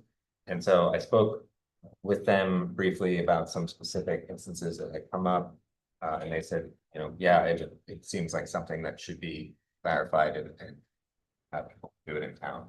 So we were trying to think about how we could leverage some of the existing code, or not leverage, but make it clearer in the code without having to make it too involved at this point. And so I think the easiest thing, in talking with Aaron about this, the easiest thing might be to just define limits in terms of the number of animals. And then to have, I think what I ultimately called it was residential animal care, defined in our definition section, with a number of, an animal limit, a maximum animal limit. And then to specifically say in the kennel section that those operations are exempt from the requirements of kennels, which is special. So I read your draft, it looks good. I had a couple of questions. One, is it 6, you say non-owned, but if somebody's fostering dogs. Mhm. Well, they have shelter or whatever. But not boarding in the traditional sense where someone's gonna go away for a few days and be taken care of. I would want to make sure that a provision is made that allows for fosters like that. And also you had something about 100-foot setback from property lines. What if if the dogs are in a residence in the home? And that home is within 100 feet of a property line. So that was the actual kennel law. That's existing language in the kennel law. So that's So not- I would clarify that would be for special purpose boarding facility or special purpose facilities as opposed to the resident, the actual home. Yeah, so that part is the kennel law, and then what Michael added at the end is that this residential dog boarding is not a kenneling. But it does say that there's I thought it did say that. That's in the kennel law. Okay. So there's two changes. There's the addition of the definition for residential animal Which is exempted from the kennel. care, and then, yeah, there's an additional Okay. item 7 in the kennel law to say these are not kennels. Yeah. Aaron raised one point, which is. So it's a use that's created, but it's not necessarily specified where it's allowed. So my thinking on that was. And if we made it an accessory use, that still requires a zoning permit, correct? Mhm. So the idea is that this does not require a zoning permit, this is just babysitting and pets at home.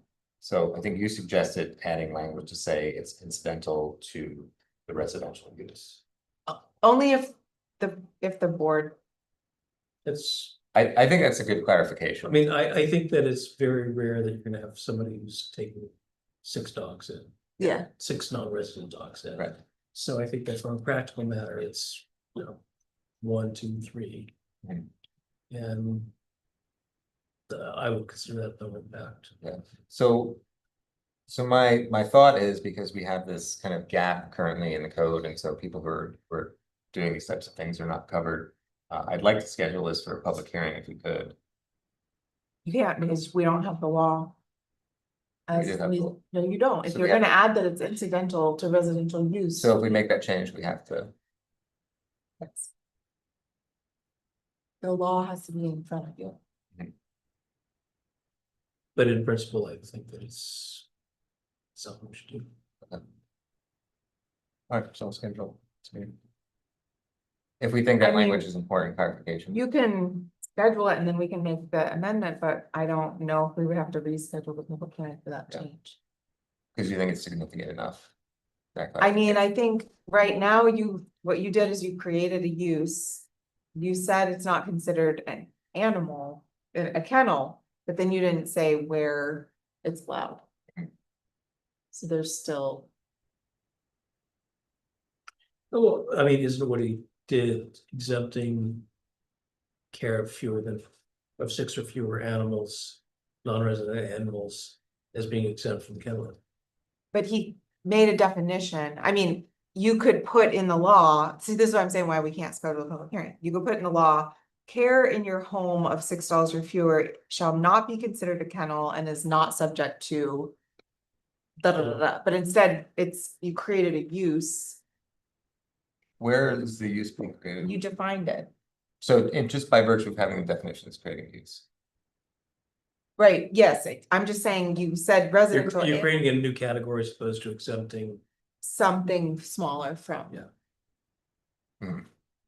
So Mary Lou looked at this and said it was, the current language was fine. So I guess the question is, do we want to add do we feel strongly to add the residential use, or do we want to schedule a public hearing as it's presented, and then if she comes back and says, yeah, that is a good idea. Okay. We can change it. I'm fine with that. Definitely schedule it. Maybe, I don't know, it might not be. simple. Okay. We're gonna I'd have, rather sort it out before we, you wanna sort it out first? yeah. Before because- scheduling public. Yeah, because I don't want to, I mean, if we Alright. have to continue it and do it twice, then it's. Right, I'll talk to her about it and then. okay. Right. All three of us have to vote together. to pass it, so. Good. Should I put pressure on Sally? You're gonna start lobbying at the table. Okay. I think we can skip the best next steps. Dave and I are working on it. We finally got the updated map. He put together a preliminary review. Then he emailed me after I put this on the agenda that he wanted to update it. So we can look at that at our next meeting, but we've made really good progress. And I need to figure out when this moratorium ends. My emergency preparedness community meeting update is we are actively looking at dates at the end of September. Also, the 3-day training that I talked about at our last meeting, we are registered for, so we will be bringing a Tom Rochester contingent to that. Traffic study follow-up, I had a resident reach out to me about Clay Hill, which I feel like was maybe a blind spot that we had, That's but I think we should add Clay Hill to the list. Yeah, the section from Kerhoomson. Yeah. The. Well, there was another discussion item. Park refund.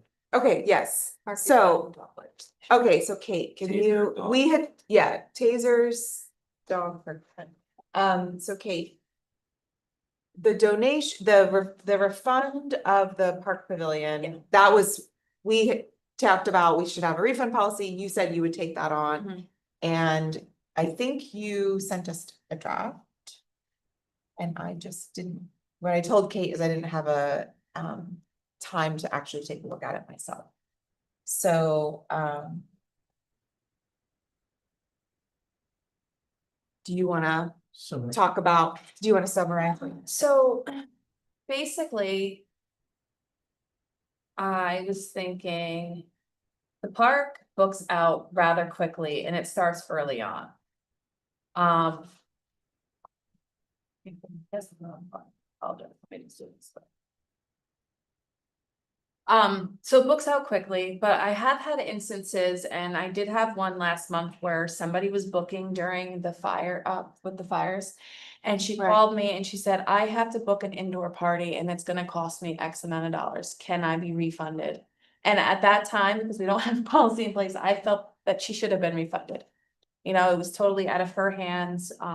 It wasn't just a simple, weather related where you could be under the pavilion. People actually were not supposed to be outside for the most part. So, I think that in particular is just,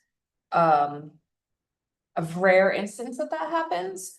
So I do feel as though we should not be refunding for any other weather related instances, so I put that in here, but now that I'm in here, let me start. Like rain or like, it's not a major event. Yeah, I mean, you still have the pavilion, most events go on rain or shine for the most part, so I don't think that should constitute a reason to return a refund. But I just wanna say I did do a refund return given the Canadian fires, but how I started it was within 30 days of the event, they would be refunded 100%. Minus, and I put in like a fixed administrative processing fee because we still have to do all the banking portion of it. It goes into, it gets coded, put into the account, and then there's a process to the refund end of it. So I didn't know how the board felt about that. So right now it's $100 fee and a $50 deposit. This person would get back $85 plus their deposit at 100% if they do it 30 days or more in advance. So how much is the service fee?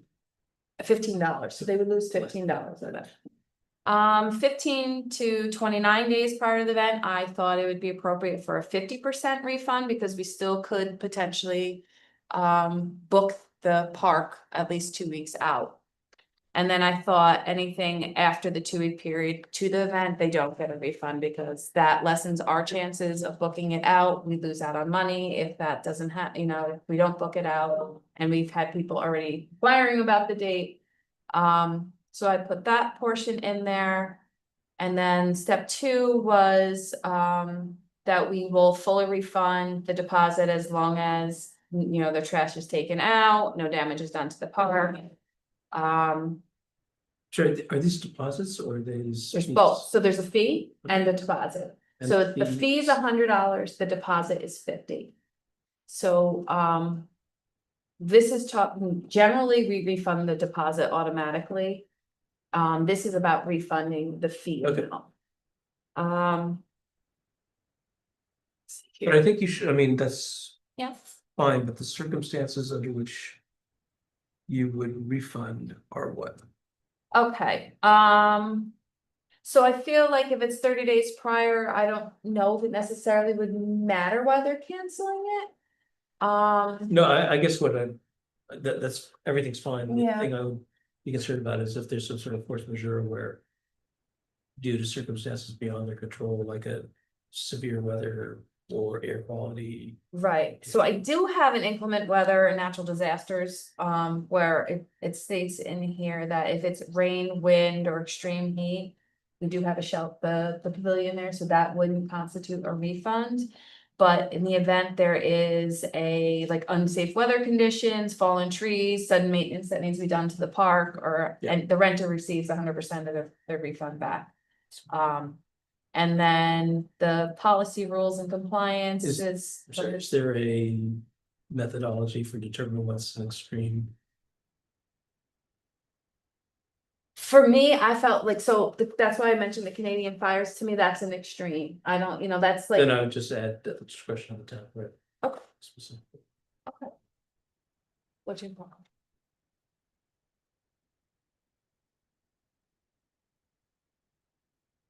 And then just no refunds are issued if the event is shut down early because of them breaking any kind of violations along the way.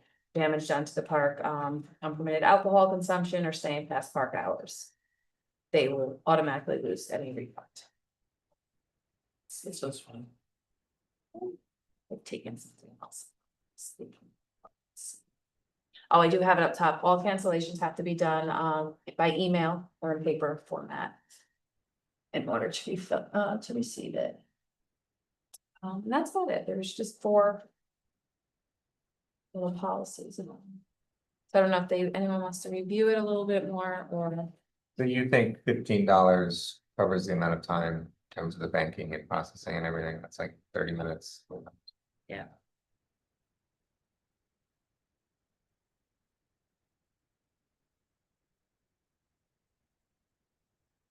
Sure, it's not 25. How many people requested refunds this last year? 2. It doesn't happen very often, and sometimes if people cancel like 2 or 3 days ahead, they had a birthday party and the kid is sick and they have to cancel it ahead of time. They generally seem comfortable with knowing that money is going towards the park. Where did we put, can I see where we put the edit? Oh, I just handwrote it on the notes Oh, here. okay. I didn't put it up here. So that would be under inclement weather, related. I would say probably between these 2. That, what was the word? Extreme weather events? If we had a discussion. Or air quality. Extreme weather. Refunds may be granted with discretion. As determined in the town clerk's rules of discretion. I would take the. Renters may request a one-time date transfer within the same calendar year subject to billing availability. I would make that a separate bullet. Because I assume they can also do that for the 15 to 29 days. Oh, yes, and I did see that was connected right in there, I didn't even mention that. I did have in there, under the cancellations, that, the renter may be allowed at one time to do a date transfer at no change, but, yeah, I think that's fine being its own bullet point. So the renters may request, we're just hitting enter on that. Yeah. Okay.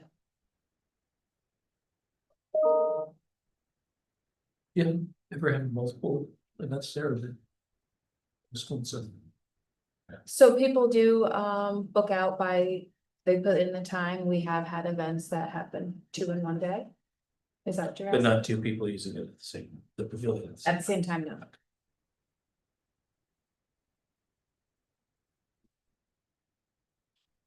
It's good. So I'll make a motion that we adopt the um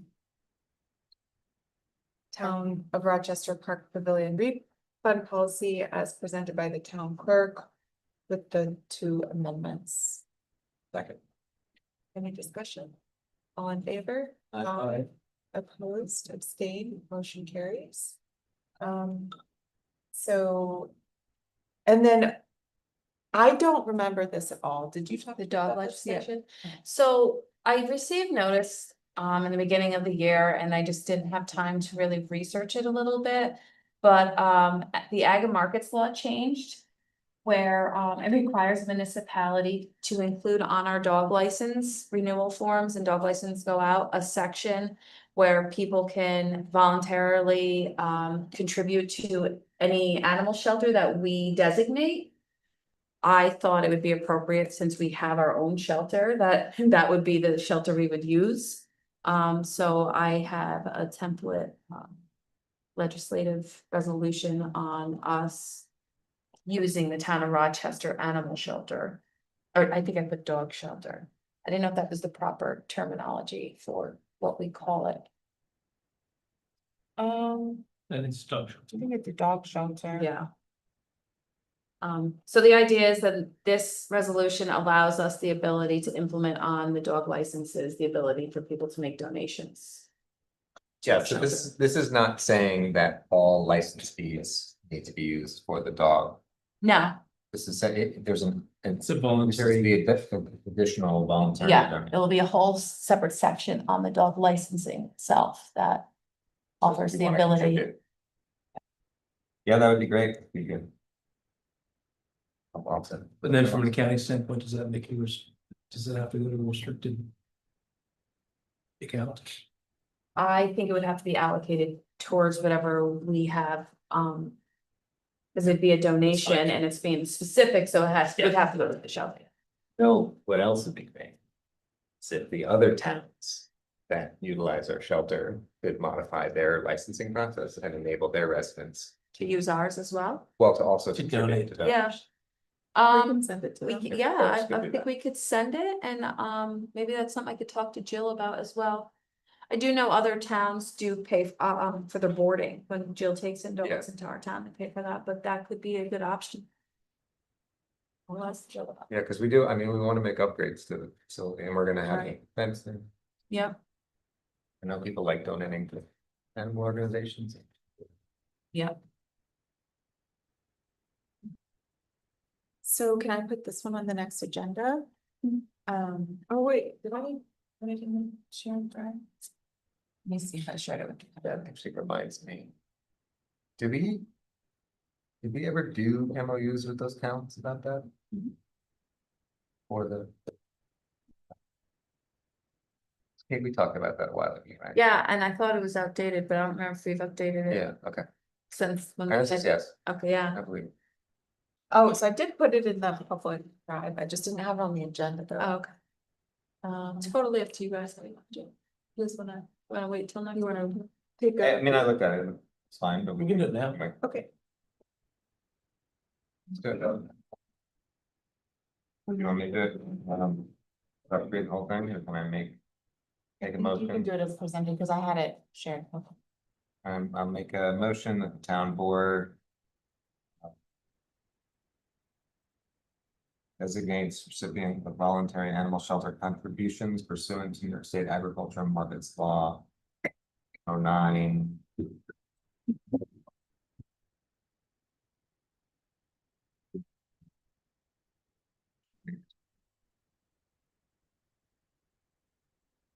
Motion designating recipient. Voluntary animal shelter contributions pursuant to New York State agricultural markets law, Should we have designating town of Rochester shelter? designating town of Rochester dog shelter as the recipient of voluntary animal shelter contributions. Pursuant to New York State agricultural markets law. All right, thank you. As presented. Any more discussion? All in favor? Aye. Opposed, abstained, motion carries. Thank you, Kate. Okay, so I wanted to talk to you guys about tasers. So we got a quote for tasers that we are sharing. And it is a 5-year. You're basically purchasing the tasers over the course of 5 years. Do we own them at the end of the 5 years? Yeah, we own them at the end of the 5 years. So So, the but it's They're obsolete. a big chunk of money. So I just wanted to ask. You know, annually, it's not, when you break it down annually. It definitely is not as big of a sticker shock. But I What- didn't realize they cost so What are much. the guys using now Outdated. that were owned, purchased? Or Yeah, their own. I don't know how they were purchased. do you know how old they are? I do.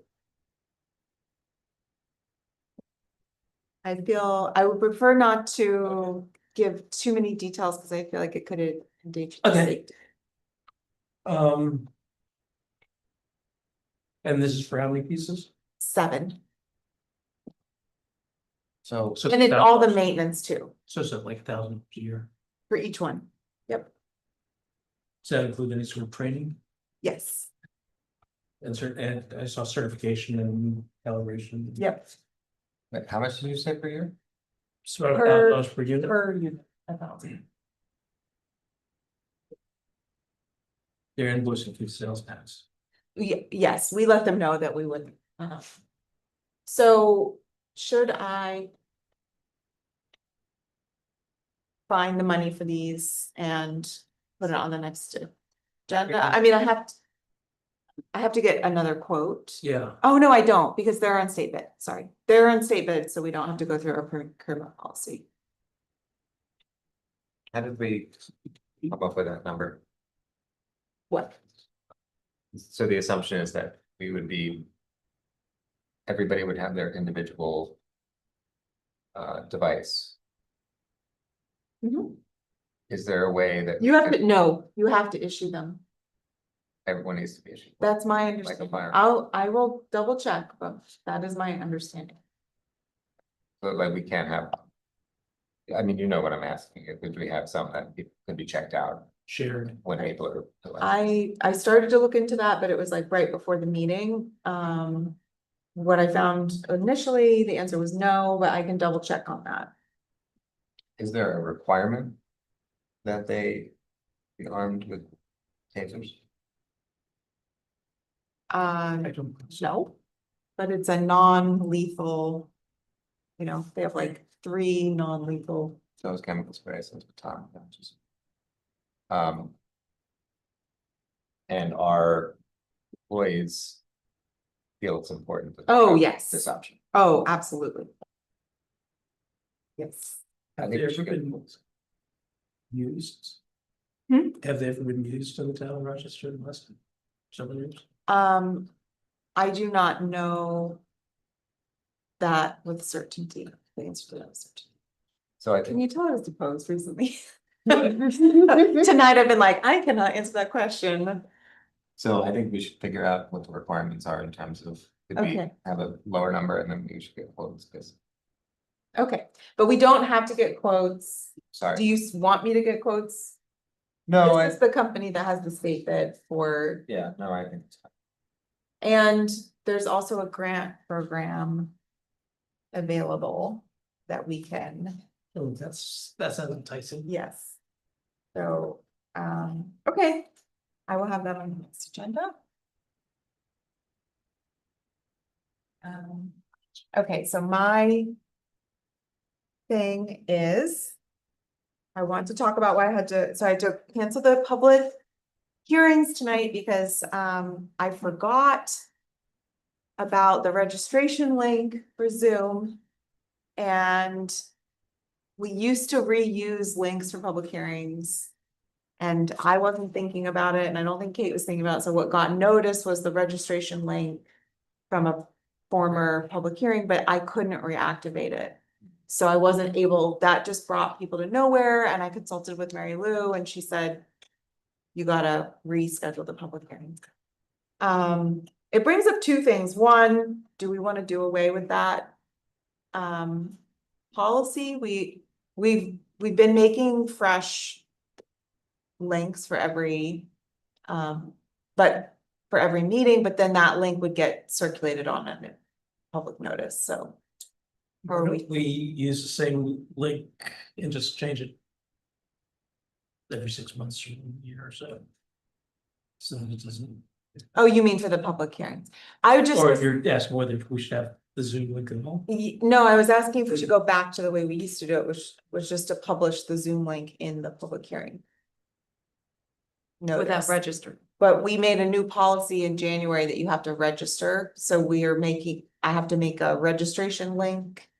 And then people click on that and then they register. Why don't we dispose of that? And if there's a problem, for topic.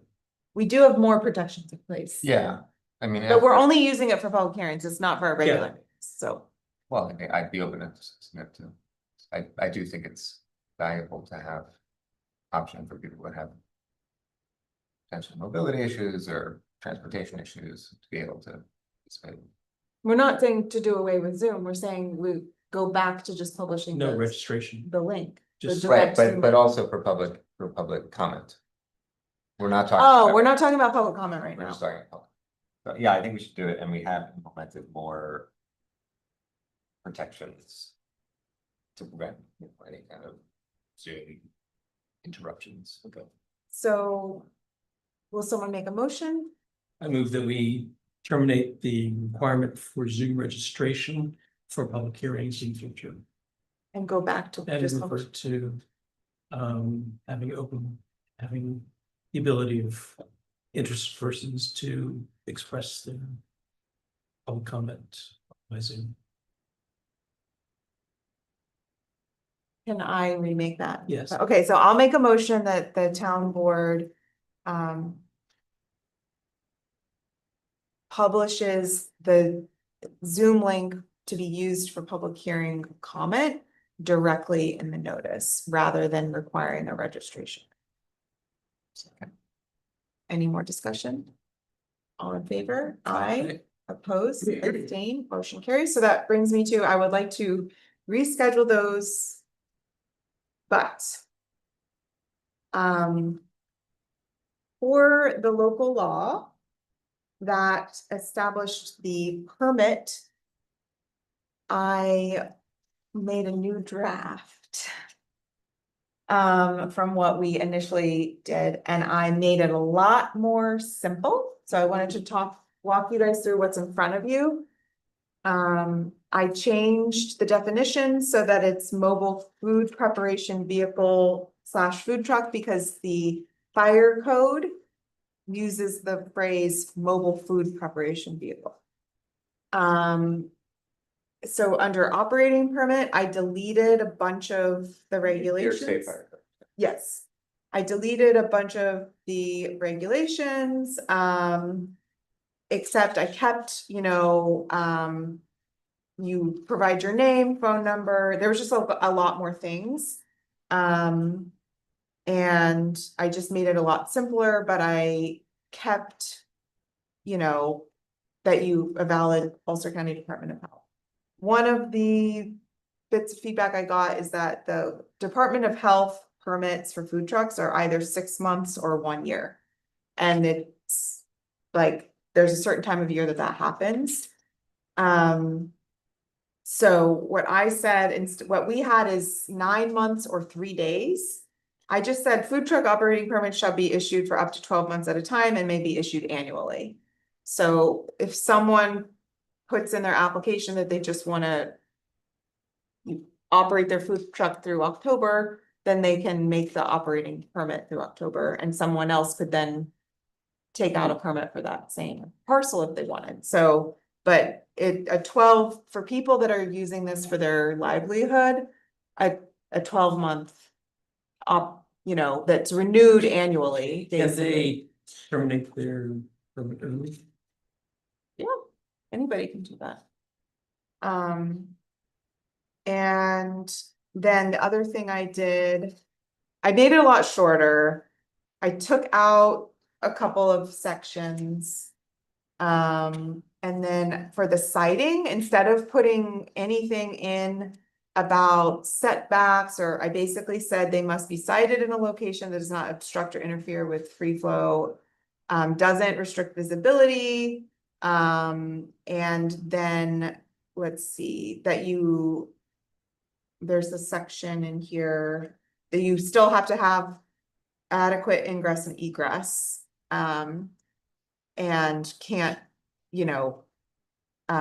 so I just, instead of saying you have to mind the setbacks, which is kind of insane with our code, because some of the setbacks are like really big. We're just saying like, it just needs to be cited, and then the code enforcement officer will look at it, basically. That was one of the things I worked on. Yeah. And then I added what was in a lot of most of the applications.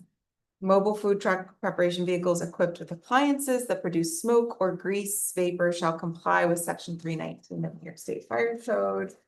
And yeah, I basically cut out all the stuff that would make it so a food truck actually couldn't operate at all.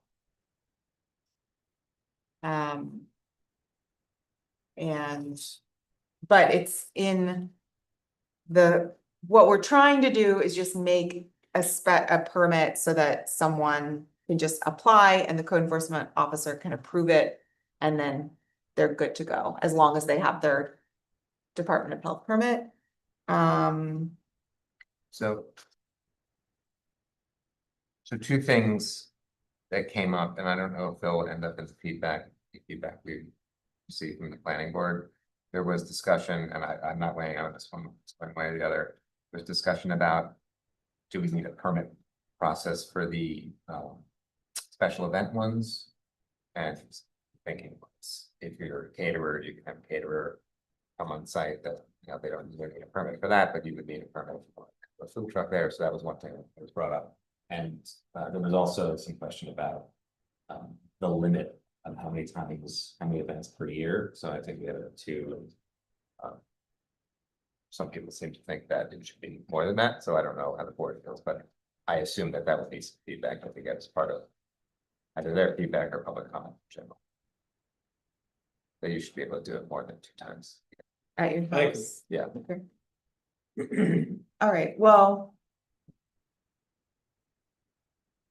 But I don't know if making that change now is gonna prevent us from doing public hearings, maybe we It would. leave it and then just do the public hearing, and I don't, yeah. we'll have to go into, because I assume there's gonna be other adjustments we may wanna Mhm. make, so I think just schedule the public hearing.